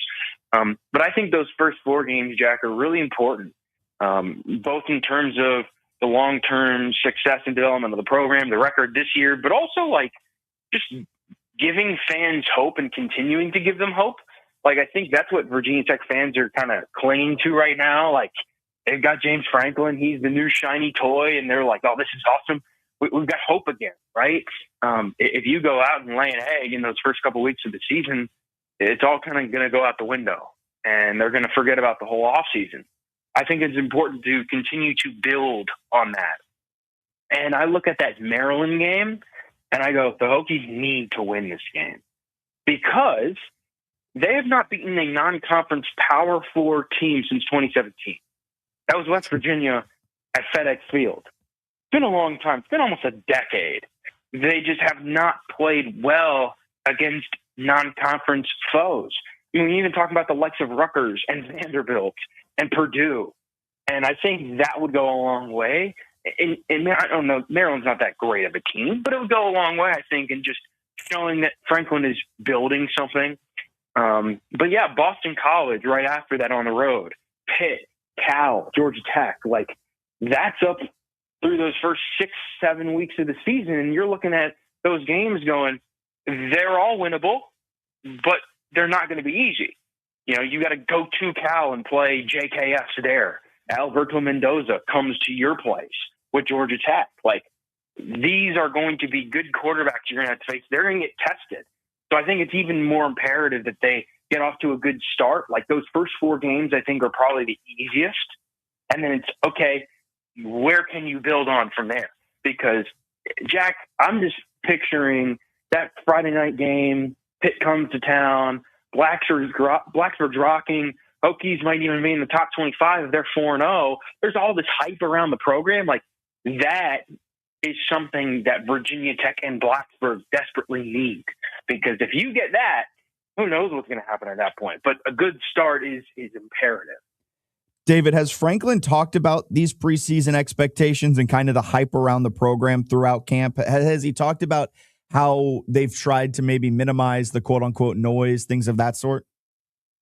Yeah, a little bit. I think that's all coaches. They don't want necessarily to lean into it. But I think you have to do that a little bit more, Jack, when it's a very young team. Like, a lot of these guys are freshmen or sophomores. Like, they haven't played a ton of football before at this level. And so it's easy to lean into that, to read that and get caught up in it and go, oh, what's going on? So, yeah, to an extent. But, I think if Virginia Tech gets back into the AP poll, Jack, like, this is, I think the attention is really going to swing. And you will see, Virginia Tech's coming off a 3-win season. If the Hokies are back in the AP poll by week 5 against Pitt, 4-0 could be very possible. Receiving votes, like, we're talking about a quick turnaround that James Franklin has done. And you don't necessarily want to completely, forget about all of the outside hype and outside noise, because you want to understand what's at stake. But at the same time, that's a lot of pressure, right? And I think if they can get back into that position, it's going to do a whirlwind go a long way for these fans. Because, Jack, these fans at Virginia Tech it's been rough the last couple of years. You're talking about 3 wins last year. Like, it's not like JMU, man. Virginia Tech hasn't had it easy as of late. And I think, seeing UVA win 11 games last year, like, it kind of wears on these fans around here. They're kind of just grasping at hope. And, I think if the Hokies can start off the season strong, it kind of goes with your last question. Like, you're sitting there in Lane Stadium in October, and the Hokies might be ranked and 4-0 going to that Pitt game, and you're kind of sitting there going, man, we're kind of back. And I think that's kind of what's at stake here in these first couple months of the season. And, don't want to lean into expectations too much, but the opportunity's kind of there. Man, that Friday night game against Pitt, if everything goes the way it should, it's going to be an electric atmosphere in Blacksburg. Like, 4-0, if everything goes to plan, because we know with Virginia Tech, and not to kick Virginia Tech while they're down, right? But like, there was the expectations heading into the 2024 season. The expectations didn't materialize. Expectation could be 4-0, but you got to say if. But if that happens, that Friday night game against Pitt, oh man! But Lane Stadium hasn't been rocking like that in quite some time. Oh, absolutely. And I think this is you've got a new era where you've got a new athletic director coming in Brian White. He's brought in his own people across the board, behind the scenes in the athletic department. And Virginia Tech is trying to be innovative in terms of going out and generating revenue. And man, it'd make everybody's lives a lot easier if this football program quickly turned things around and the interest in it skyrocketed. And that's what I think that game against Maryland on the road in College Park in week 3 and that game at Boston College in week 4 can do. They're not these flashy games. They're going to be these tough, grinded out games. But if you can go in there and play well and win and improve and go back home to Blacksburg going, okay, we're in a better spot and we continue to get better, I think that's the important part. And I feel all right now about the majority of Virginia Tech's starting lineup, like across the board. Like, I think the offensive line is going to be better. Feel okay about the defensive line. But what Virginia Tech has at quarterback, running back, wide receiver, tight end, the starting linebackers, corners, safety's kind of my big question. But like, this is an improved roster, Jack. And I think I don't know what the Hokies' ceiling is per se this year. I think it really depends on how well they handle that second half of the season, as you talked about earlier, and the gauntlet that it is. But there's a lot of potential here. And I think the Hokies haven't quite seen this potential in some time. I love it, David. Really appreciate your time. Enjoy the next 16 days or so before kickoff, and we'll catch up again soon. Sounds great, Jack. Thanks for having me on. Of course, there goes David Cunningham of Tech Sideline. You can find him on social media at The Real D Cunna. Really appreciate his time. And yeah, I think that's the biggest thing around Virginia Tech this upcoming season. It is how do they handle the schedule? Virginia Tech going into 2024, high expectations, dark horse college football playoff team.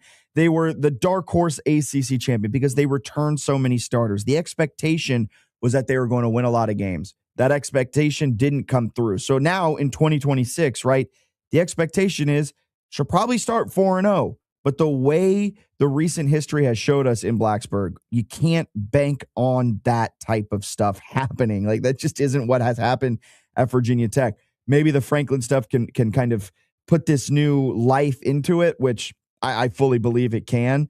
But you look at it, they've got to win those early games because the back half of the schedule, not even including Pitt and Cal in there, it's Georgia Tech at Clemson, bye week, at SMU. Then you go and you host Stanford. Stanford's coming off of a bye. Stanford just named officially Davis Warren, the Michigan transfer, as their quarterback one. And you finish off the season at Miami on a Friday night, and then you host UVA in the Commonwealth Cup. Not a fun schedule on the back half. So if you can bank as many wins possible on that front end, get ranked in the AP top 25, you can then potentially get bowl eligible before you get to your bye week. I think that'll do a lot for Virginia Tech momentum-wise. All right, we're going to get a break in, step aside, then we'll go to Say What. There's been a pretty raucous discussion happening across the sports world that I've got to put my 2 cents in on. That's coming up next. Fits the Bill. Richmond's morning sports talk. Hello, this is what's happening with the Metropolitan Business League in August. On August 12th, it's the MBL Petersburg Coffee and Connection, an exclusive networking event for members at Cool Beans Cafe, 10 a.m. to 12 noon at 2 North Sycamore Street.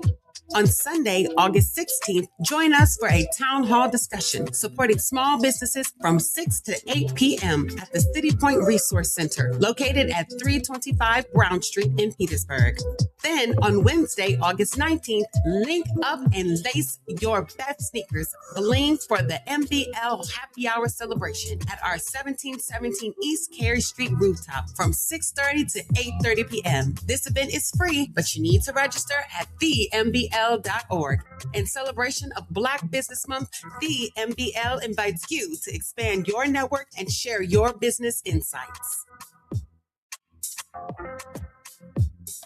This is advertising material. Businesses have a responsibility to keep you safe. Patch the pothole, fix the broken step, wipe the parking lot, mop the floor, and put up a sign. When they skip those basics and someone gets hurt, that's negligence. If you slipped, tripped, or fell on someone else's property, Alexander Shinara Trial Attorneys want to hear from you. Call 877-222-6666 or visit alexwins.law for your free case evaluation. alexwins.law. This is advertising material. Past results do not guarantee future outcomes. Every case is different. Philip George's licensed attorney in Virginia is responsible for legal work. Office located in Norfolk. Looking for a great spot to stop by for great food and cold beverages? Make Shepherd Street Tavern your new go-to destination. Frosty craft beers on tap and tavern-style menu specialties such as specialty deviled eggs, barbecued tofu bites, and our signature Devil's Triangle hot chicken sandwich. Now under new management with the same laid-back vibe indoors or outside on the patio. Shepherd Street Tavern is located at 2922 Park Avenue in the Museum District. Check shepherdstreettrva.com for the latest specials and happy hour prices. This is advertising material. When a doctor's mistake leaves you or someone you love seriously hurt, you need a fighter in your corner. Alexander Shinara Trial Attorneys has been holding negligent doctors and hospitals accountable and getting families the justice they deserve. The consultation is free. They don't get paid until you do. Call 877-222-6666 888-565-6666 or visit alexwins.law. Don't wait, alexwins.law. This is advertising material. Past results do not guarantee future outcomes. Every case is different. Philip George's licensed attorney in Virginia is responsible for legal work. Office is located in Norfolk. Can you make the big shot? ACAC Fitness and Wellness in Midlothian will host Make One for MS on Saturday, August 29th. Former NBA player Corey Alexander will MC this free throw and half-court shot competition while Rodney the Ram and VCU cheerleaders bring the hype. Prizes include a year membership to ACAC, season tickets to VCU men's basketball, and more. All registration fees go to the National Multiple Sclerosis Society. Learn more and register by searching Make One for MS on Eventbrite. Progressive knows you've got plenty of things to worry about. What time does the kids' practice end? How long has that check engine light been on? Are takeout containers microwave safe? So the last thing you should have to worry about is what to do if something unexpected happens on the road. That's why if you're ever in a major accident, Progressive's accident response can detect it and send help. It's just one less thing to worry about. How long does chicken last in the fridge? Progressive Casualty Insurance Company and Affiliates. Limited availability in California. Driver is responsible for emergency and towing charges not covered by the policy. Shop the Sherwin-Williams sale and get 30% off Duration, Superdeck, and Woodscapes products August 14th through the 24th. Whether you're refreshing your interior or exterior, we've got the colors to bring your vision to life. And with delivery, getting everything to your door is easier than ever. Shop online to have it delivered or visit your neighborhood Sherwin-Williams store. Retail sales only. Some exclusions apply. See store for details. Delivery available on qualifying orders. Richmond wanted local sports talk in the morning, and we fits the bill. Back now on 106.1 ESPN Richmond.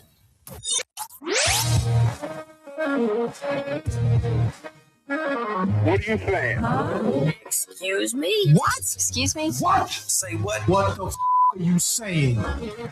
Sometimes you got to cut people off. On the back end of that, game's finishing up, and you're excited to watch the primetime game. And they're talking about, well, where should we go now? You want to come to dinner? You're like, no, I don't want to go to dinner. I want to watch the end of this game. I want to watch the next game. It sometimes gets kind of sticky transitioning from game to game. And so it might be in your best interest. I know it hurt, but it might be in your best interest to say, hey, family, I love you. Friends, I love you. I'll see y'all Sunday. I'm sorry. I got a mission. I got a goal. I got a standard for myself here. If you can't meet that with me, I'll see you tomorrow. So that was the voice of JD Pickle, host of the Hard Count from On 3, talking about how important, watching college football is. And sometimes you just got to cut people out of your life. He also had some points about, no fall weddings and that whole thing. And I think it was all a little tongue in cheek, but I also get where he's coming from. I'm not the biggest fan of hosting events when it comes to big games, right? Like, maybe if it's JMU Wagner, I can host a watch party. But if it's JMU ODU or JMU App State, maybe not so much. Super Bowl, I had a couple of friends over for the Super Bowl, the one the Seahawks just played in, right? I told Eva right from the jump, I friends are more than welcome to come. I'm going to be out of pocket. I'm probably not going to help all that much with once the game starts and getting everything set up. So I get where JD Pickle's coming from. Now, this entire thing has taken on a world of its own where media members are acting holier than thou, where they're like, oh, this is bad. This is a bad look. You should want to go out and get brownie points. So it's just been rattling around my head really since yesterday while I got back home from jury duty and I saw that this conversation was everywhere. And the conversation, like, you either are fully in where you can't do anything and I'm sitting on the couch, or you're fully out and that is maniac behavior. No weddings, no pumpkin patch days, nothing but football from September to January. And I get that approach. I get it to an extent. But here's where I think it's actually weirder. It has been the guy. It has been the guy that is talking about wanting to go out and getting brownie points, right? The person, people doing fall weekend stuff in an effort just to get those brownie points. Like that's some kind of achievement. Look at me, right? I left the couch. Cool. That's just being a person. And like I said, I'll admit, I'm a sicko about this. I watch every single JMU football game. I watch every single Virginia Union football game. That's my Saturday. Every Saturday all fall. And I enjoy it, right? And yeah, it's part of my job. As a quick side tangent, the weird thing about that, when I tell people I'm a sports radio host, the reaction I get all the time is, wow, you get paid to watch sports? That's Yeah, awesome. I love that one. My wife would never let me do that. And like every time I hear that, I'm like, is that supposed to be like a compliment? Yeah. Like what's it? Because I get confused about that. Because it kind of sounds like you're describing like a hostage situation, right? Where it's like, my wife would never let me. Folks, that's not healthy. That's just not healthy. That's not a cute bit. That's a cry for help. If you're like, wow, that must be awesome that you have a built-in excuse. Maybe you should have a conversation with your loved ones about that. I usually upset people when I give my opinion on this kind of stuff, but I have very strict boundaries during football season. All my loved ones, including my children, know my strict boundaries, and they are non-negotiable boundaries unless it's some kind of like major event or we've got something scheduled or like I changed my work schedule around so I could take my son to his Cub Scout stuff and we could do the Cub Scout thing, like things like that. Yes, you should definitely go spend time with your kids and family and things like that. But yeah, if you're scheduling a fall wedding, or if you're doing like a baby shower or something like that in the fall, it kind of depends. I'm not gonna lie. I'm gonna have my phone on. There's regardless. a hierarchy. Yeah, like and I'm glad you said that because that's where I was going with it. Like in any relationship, right? Like you worked out like, all right, I want to take my kid to Cub Scouts. I want to do X, Y, and Z. So I'm going to do that. And in any relationship, whether it's with your wife, your girlfriend, your friends, your family, doesn't matter. There's kind of this push and pull. There's supposed to be a push and pull. And I will put this caveat out there. I say this as a guy with 0 kids. So take it for what it's worth.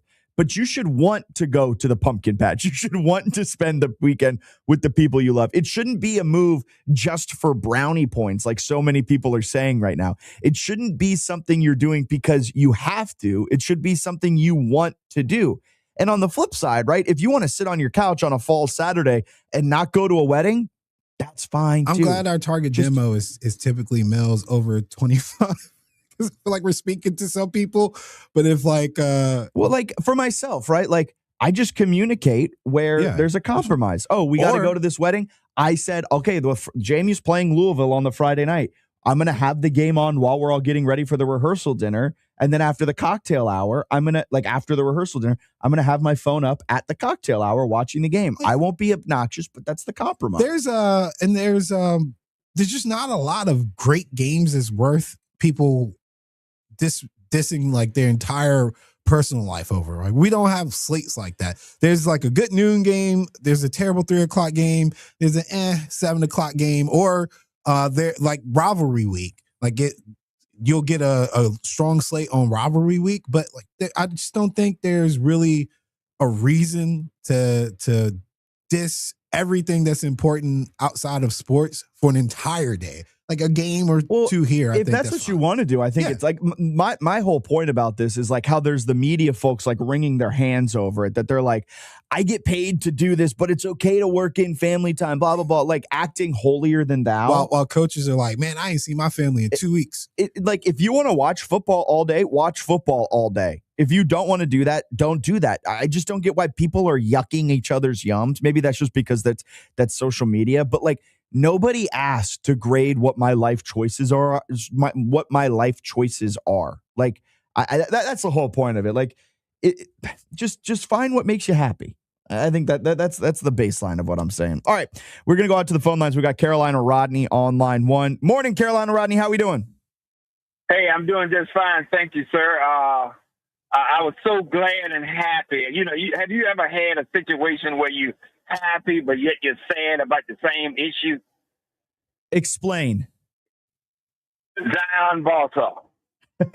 Hurt me to my heart that Coach Mills and the staff out at Dinwiddie couldn't work out something with their kid and let him play defense, which from what I understand, and he still wanted to be the QB for Dinwiddie, but he wanted to play defense also, and they couldn't work it out, and he ended up over at Verona. I was devastated when I got that news. What's the happy part of that? That just sounds like devastation. The happy part is he got cleared to play according to the Times-Dispatch. Yep. He got cleared to play with Verona, and so I wish Verona was already stacked. Yeah, they were. And now you're gonna let that boy go play for them. Can you imagine the QB for Verona that Caleb kid going in motion, and you run Zion, put him up under the center. Now he gets to throw it, or you run an end around and he pulls up and he gets to throw it. I can't imagine how that's going to be. I was devastated at last year's game when Verona came in there and walked the dog on us. I was down for 2 or 3 months, but nothing compared to losing Balsaw. Yeah, that was a tough one. When I saw that news come across, Carolina, Rodney, that he was transferring to Verona, I was shocked, and I had the same reaction as you of like, man, Verona's already stacked. Now that they get to add Zion into that whole mix, I think he's going to play a lot more defense this year, but I would not be shocked if they have a couple of fun packages set up for him. And that offense, man, it's going to be humming. That team is going to be darn good, just like they were last year. But look, Coach Mills down there at Dinwiddie, he's going to have them cooking with gas too. I think they got a good freshman that they're excited about. That's what he was talking about at 804 High School Football Media Day. He said something along the lines of like, he maybe we weren't expecting to have to start him this year, but they've got some high expectations for him, and they're excited about what their new QB can do down there. I look forward to seeing going on record, even with losing Balsaw. I still think we got enough on Lord willing 9-11 to be able to beat Highland Springs. We got enough. We still got enough gas in the tank that we still should be able to beat them. Circle it. That's going to be a fun one. Appreciate you calling in, Carolina Rodney. Have a great rest of your day. Yeah, I'm also so glad that we were going to talk about it when we did the Verona high school preview, which is coming up. I think I've got that one scheduled for tomorrow. Look, jury duty threw everything off. So it's either tomorrow or Friday that we'll be doing our high school football preview featuring Verona. But Zion Boyso, he did get cleared by the VHSL. He's eligible to play for Verona this upcoming season. That was kind of in doubt for quite some time, but it came through last Tuesday. And last Tuesday, Alan, I did a podcast with Lee, the Ball and VA crew. It was a bunch of us Richmond people. We had Danny Lewis from Virginia Preps, Chris Powell from Couch Coach Live, Savannah Rieger and Zach Joachim from the Richmond Times-Dispatch, Sean Robertson from CBS 6. It was a really fun podcast we recorded last week. And one of the questions, one of the hot button topics we dove into was the high school football transfer portal that we have nowadays and like what rules and regulations should be when it comes to it. And the full episode got posted yesterday. I had a full rant on it. Might have to clip it up and play it on this show because it was right in the wake of Zion. Wasn't he going to be able to play this upcoming season? And I just think it is crazy, especially in the wake of the Verona running back from a year ago who reclassed and he's now up at the St. James for his final year of high school, quote unquote, eligibility. I just hate that the way that like we punish these kids for transferring from school to school. I'm so glad Zion's able to play. I think every kid who wants to transfer from a high school to another high school should be allowed to. High school football is not a multi-billion-dollar industry like the NFL, like college football. There's so many different things. Look, if a kid wants to go transfer away from Dinwiddie to go play for Verona, whether it's to win a state championship, whether it's to, whether it's just play with their best friend, whether it's just for the heck of it, they should be allowed to without rules and regulations getting in their way, potentially threatening their future. Like, thankfully, Zion had signed his letter of intent or he had committed to Richmond to be DB. So this season is just some icing on top of the cake. But for the Verona running back a year ago, that nearly torpedoed his football career. And the dude's a good running back. Thankfully, he gets a second chance up at the St. James. But man, the way that we just police the high school football transfer portal, I think it does a disservice to the kids. Yeah, no, it's a delicate situation. On one side, I can see why schools want to keep the talent that they have, especially smaller schools who don't have the same pool. But it's not a multi-billion-dollar industry. These guys aren't getting fired for poor performance. I'm going to feel bad. Like, essentially, like you said, torpedoing a young man's future or a young woman's future. Yeah, whoever it is. But say Zion wasn't eligible to play this year. He hadn't committed to Richmond. They pull his offer because they're like, you're not. And you don't have that extra year of tape. Yeah, and you're done. And it's just like, well, I guess I got. And there's nothing wrong with going D2 or D3 to go play football, but like Zion's a high level talent, and it would have just impacted his. And that impacts your then earning potential because who knows? Maybe he goes to Richmond for 2 or 3 years and then uses his final year of eligibility at a UVA to Virginia Tech and gets a good NIL bag. You just don't know. And the VHSL has so much so much power over these kids. The districts and the regions have so much power over these kids, and there's no transparency in how it's all ruled and how it's all figured out. I say, let it be lawless. Maybe I'm crazy for thinking that. And let kids be kids. Let them play high school football, because you know what high school football is supposed to be? Fun. Yeah, and a gateway to potentially furthering your career at college. But I actually do understand Carolina Rodney. Like you got something that you love and hate to see at the same time. He worded that so well. Happens to me all the time in baseball. All the time. Freddie Freeman. I love him. But, happy to see him get paid. Can't stand that he won the World Series with the Dodgers and continues to play well for the Dodgers when he does play. So, but yeah, the politics that comes into play with high school sports is something that, as much as I love covering it, I try to stay out of that as much as possible, because everywhere you go, even back home in Amherst, there's always somebody upset about some kid playing for some team doing something, and you don't know the situation with parents and them having to move and things like that, relocate, etc. I just feel like sometimes adults forget that it's not all about just winning in certain situations. Yeah. So. All right, let's keep it going with our high school football previews, our 3-a-days. We'll get a break in, then we'll be back. Huguenot, TJ, and Armstrong are today's 3-a-days as we take a focus in on the 804 high school football landscape.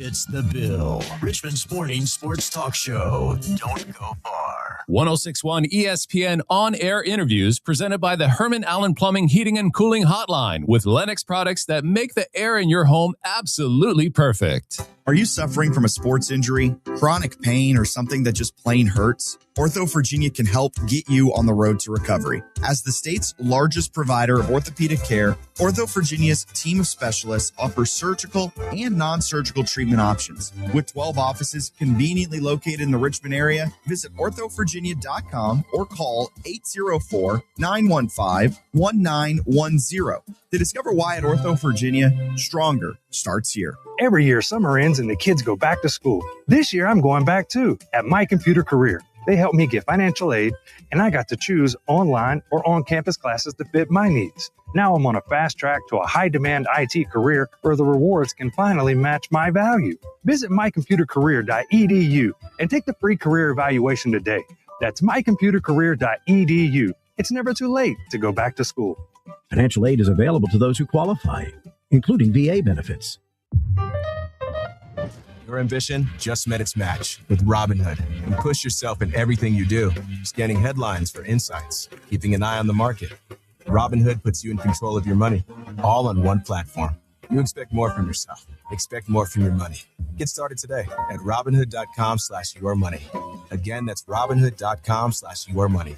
Your money, your move.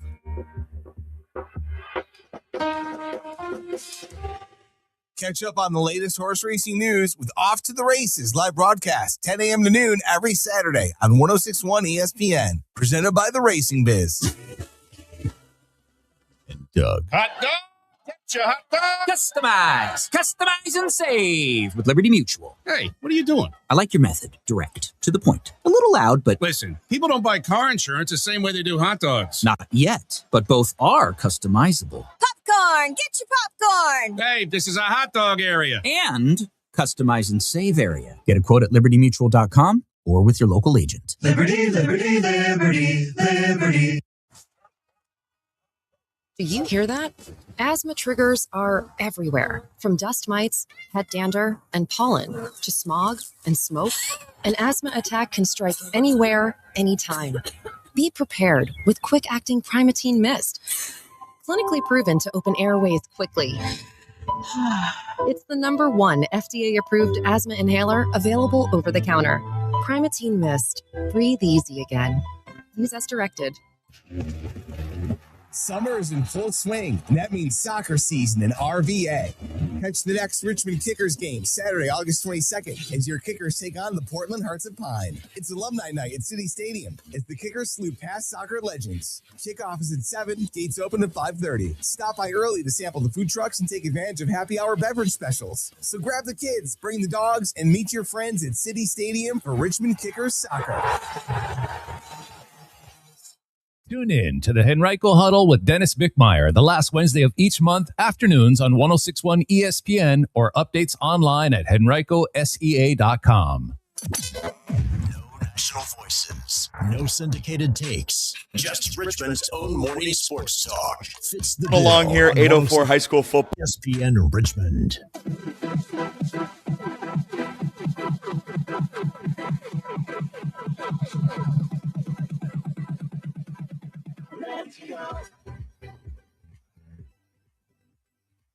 Ball Media Day, ESPN Richmond fits the bill. Join now, Coach Scott from Huguenot. Coach, how you doing? I'm great, man. Pleasure to be here. Glad y'all had us come back out. I mean, it's been fun so far. We've been going through all the coaches. You guys are getting set for the 2026 season. I mean, this offseason, you guys have had some big signings come through. You've had a pretty eventful offseason. Absolutely. How do you now put that focus towards the 2026 year and starting getting ready for end of August? Man, it's really easy, man, because we tell the guys that, one, man, just to enjoy every day, right? Because, you only play high school football once. We do have a good amount of seniors.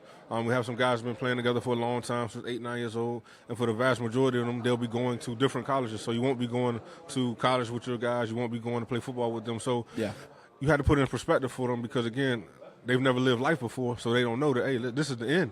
So when you see that and you tell them, like, look, y'all not going to be playing together, so just enjoy every single day, every trip to the locker room, every weight room session, every practice. And then when you put it in perspective like that, then you can see them even take it a little more serious, but they're still having a lot of fun with each other. With a team that is senior heavy, it's experienced. You guys are an experienced squad coming into this year. How does that change, if at all, your coaching approach coming into the year? Well, we don't change the approach too much because, like I said, we chop every day down, one day at a time. And it's not even a cliche thing. It's like you're really putting in perspective for the guys. So, yes, we have a lot of seniors. For me, it's the fact that this is the first time we had a quarterback that is returning, right?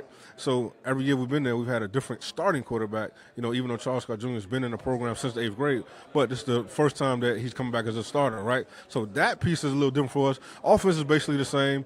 Defense is, philosophy and things are still the same. And you have guys that's been in the system for a very, very long time. So obviously it makes it easier, but because we practice together with our JV, we're always sharp, always teaching, things like that. So again, we're really not a different approach. When you start this season, I feel like it's a question that everyone kind of has on the mind. You guys have had tremendous growth at Huguenot, but Veranda's kind of been the roadblock at the end of the year. How do you get through that? How do you guys prepare for the playoffs and with that in mind? Right. So we're going to prepare for the season and the playoffs the same way.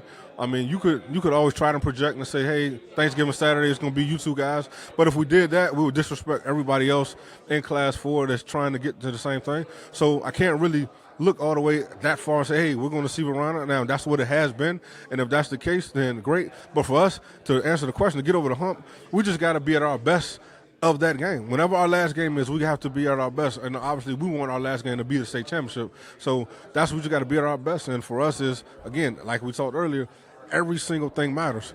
Every experience matters. Every day matters. And now when you got, like I said, a boatload of seniors, they understand that, look, this is it. So when this is it, it's a little different. And here at 804 High School Football Media Day, right, we're talking with all the Richmond-based high schools, and you guys have ran into Verina. Class 4 has been a ton of talent in it in general, like in Class 4, right? But, you look at across all the classes. Right. What does it say about the Richmond area to have so many high-level teams that are arguably the top teams in the state of Virginia? No, for sure. It says that I give a testament to the youth football coaches, man. It says that these guys are getting coached up at a good level on the youth level, that these guys are taking football serious a little earlier on than maybe some areas. So, again, the grassroots, the guys that's doing it on the young level, bringing them up. So when you get a guy, a lot of times they are prepared, more than they would have been somewhere else. So that's a testament to them youth guys. Awesome, Coach. I love it. Good luck this upcoming season. Have fun the rest of High School Football Media Day. For sure. Here at 804 High School Football Media Day, joined now Charles Scott Jr., Zavon Miller, Ivion Lewis from Huguenot. Guys, appreciate your time. I want to start with you, Charles Scott Jr., the quarterback of the team heading into the season. Expectations for yourself, expectations for Huguenot itself. Expectations for the team is just, I'm going to speak offensive-wise, just score highly every game and just execute on all ends of the field and just have fun while we're doing it.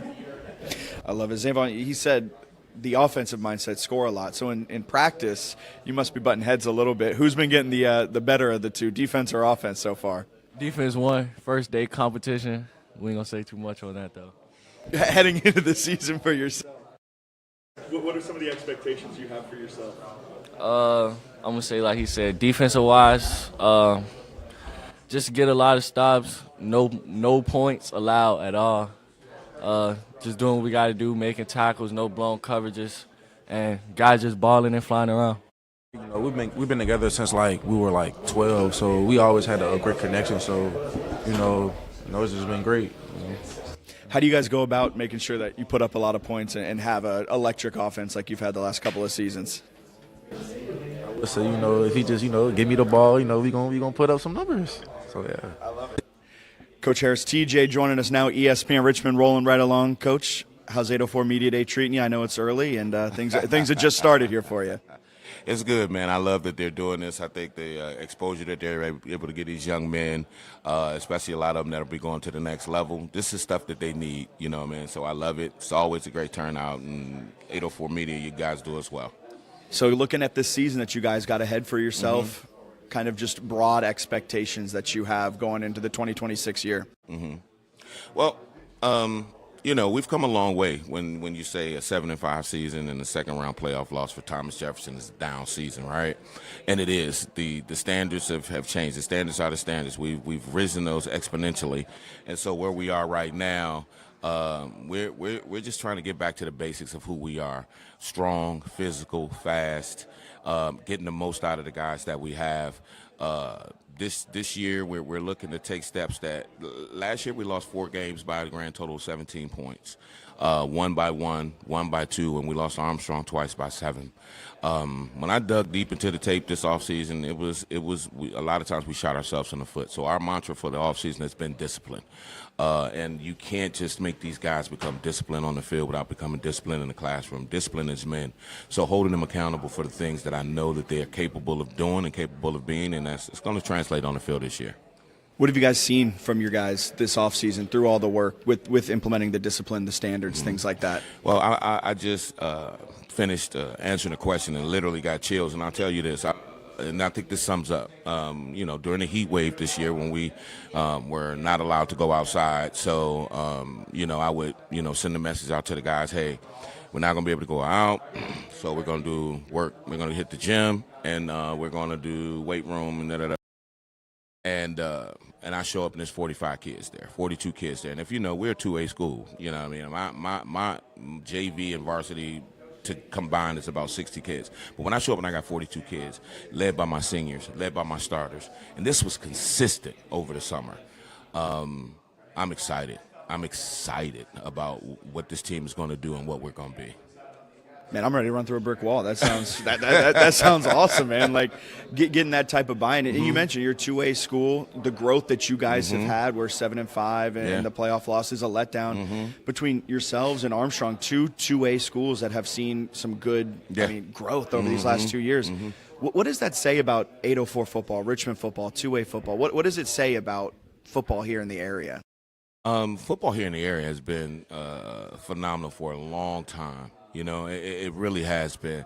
I think what it's saying is that a lot of parents and families are realizing and seeing like, hey, my kid can go here and be successful. There was a time where, as a dad, I don't know if I want my kid to, go here or play and, but at the end of the day, what you're seeing now is a lot of good coaches, a lot of men who care about these kids. We're definitely not breaking the bank in what they're paying us. Jesus, we wish we could get some of that Georgia, Florida, and Texas money, but I digress.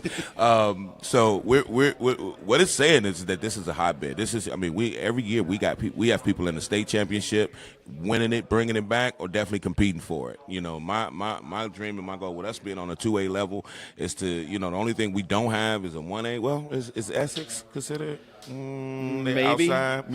I would love a 2, 3, 4, 5, 6 state championship, all 804. I would love it. It seems like almost on the cusp in a couple of those. Right. How do you guys break through and be the 2A champs? Right.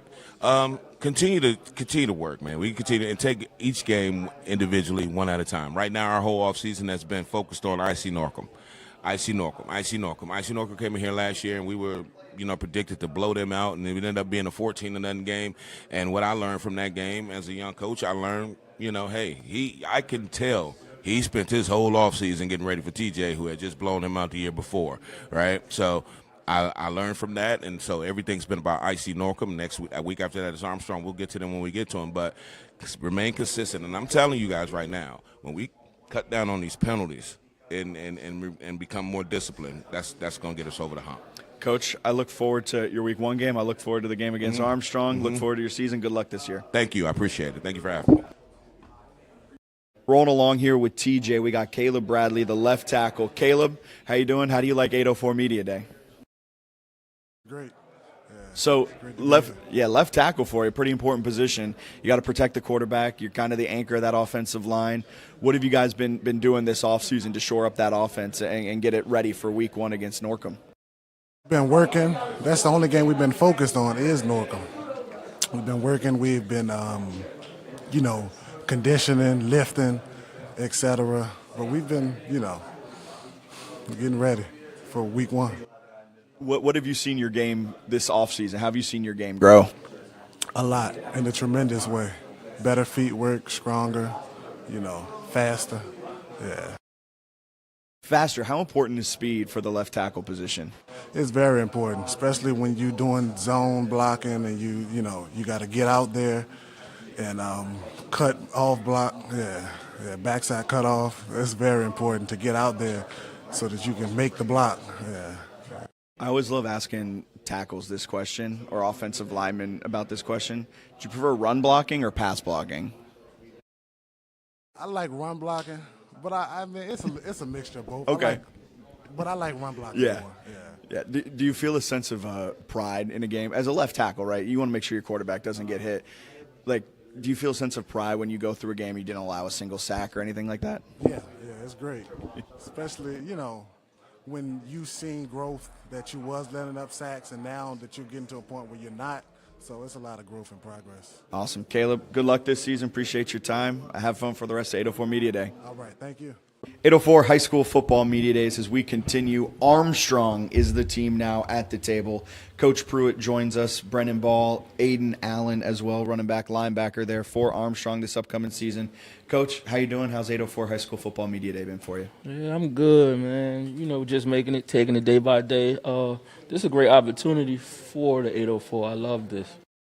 Doing this every year. This is the second year, right? Second year, yeah. Yeah, it's amazing, man. I like it. I want to quickly go back to the end of last season, which I know is a tough way to finish it, but how quickly do you guys turn the page on the Pocosin loss and get set for 2026? Right after that day, we turn the page. Let's focus on next year. Of course, it hurt. I watched the game a lot because we might see him again. But other than that, we're looking forward.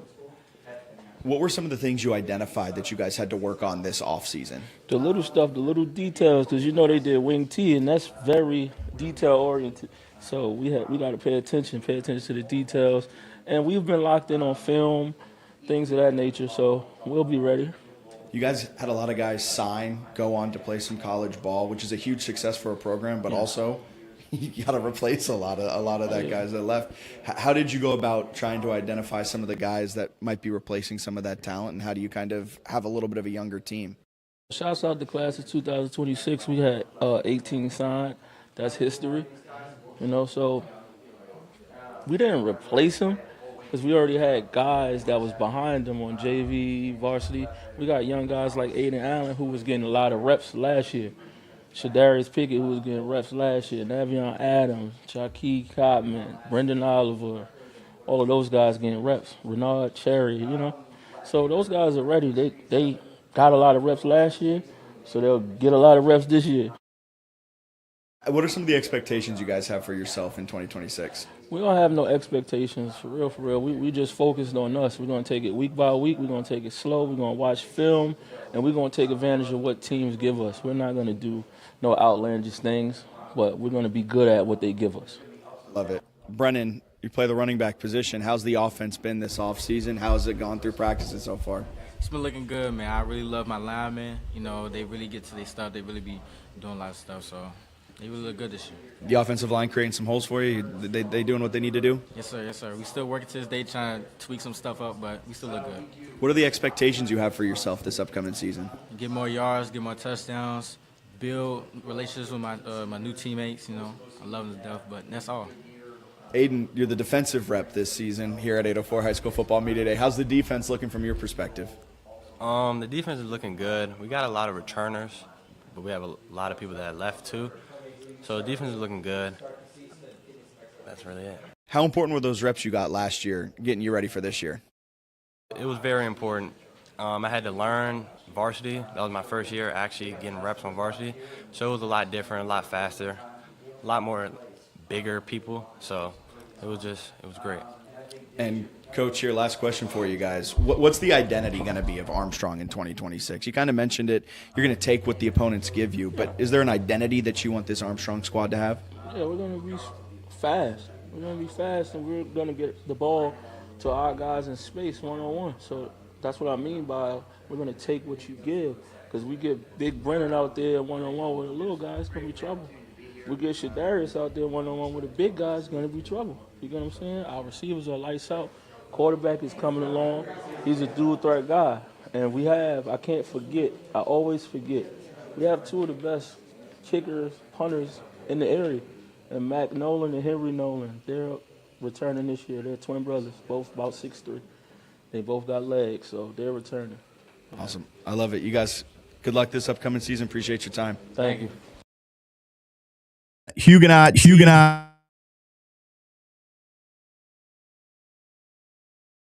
Our high school football media day a couple of weeks ago. We'll be rolling along with our 3-a-days up until kickoff.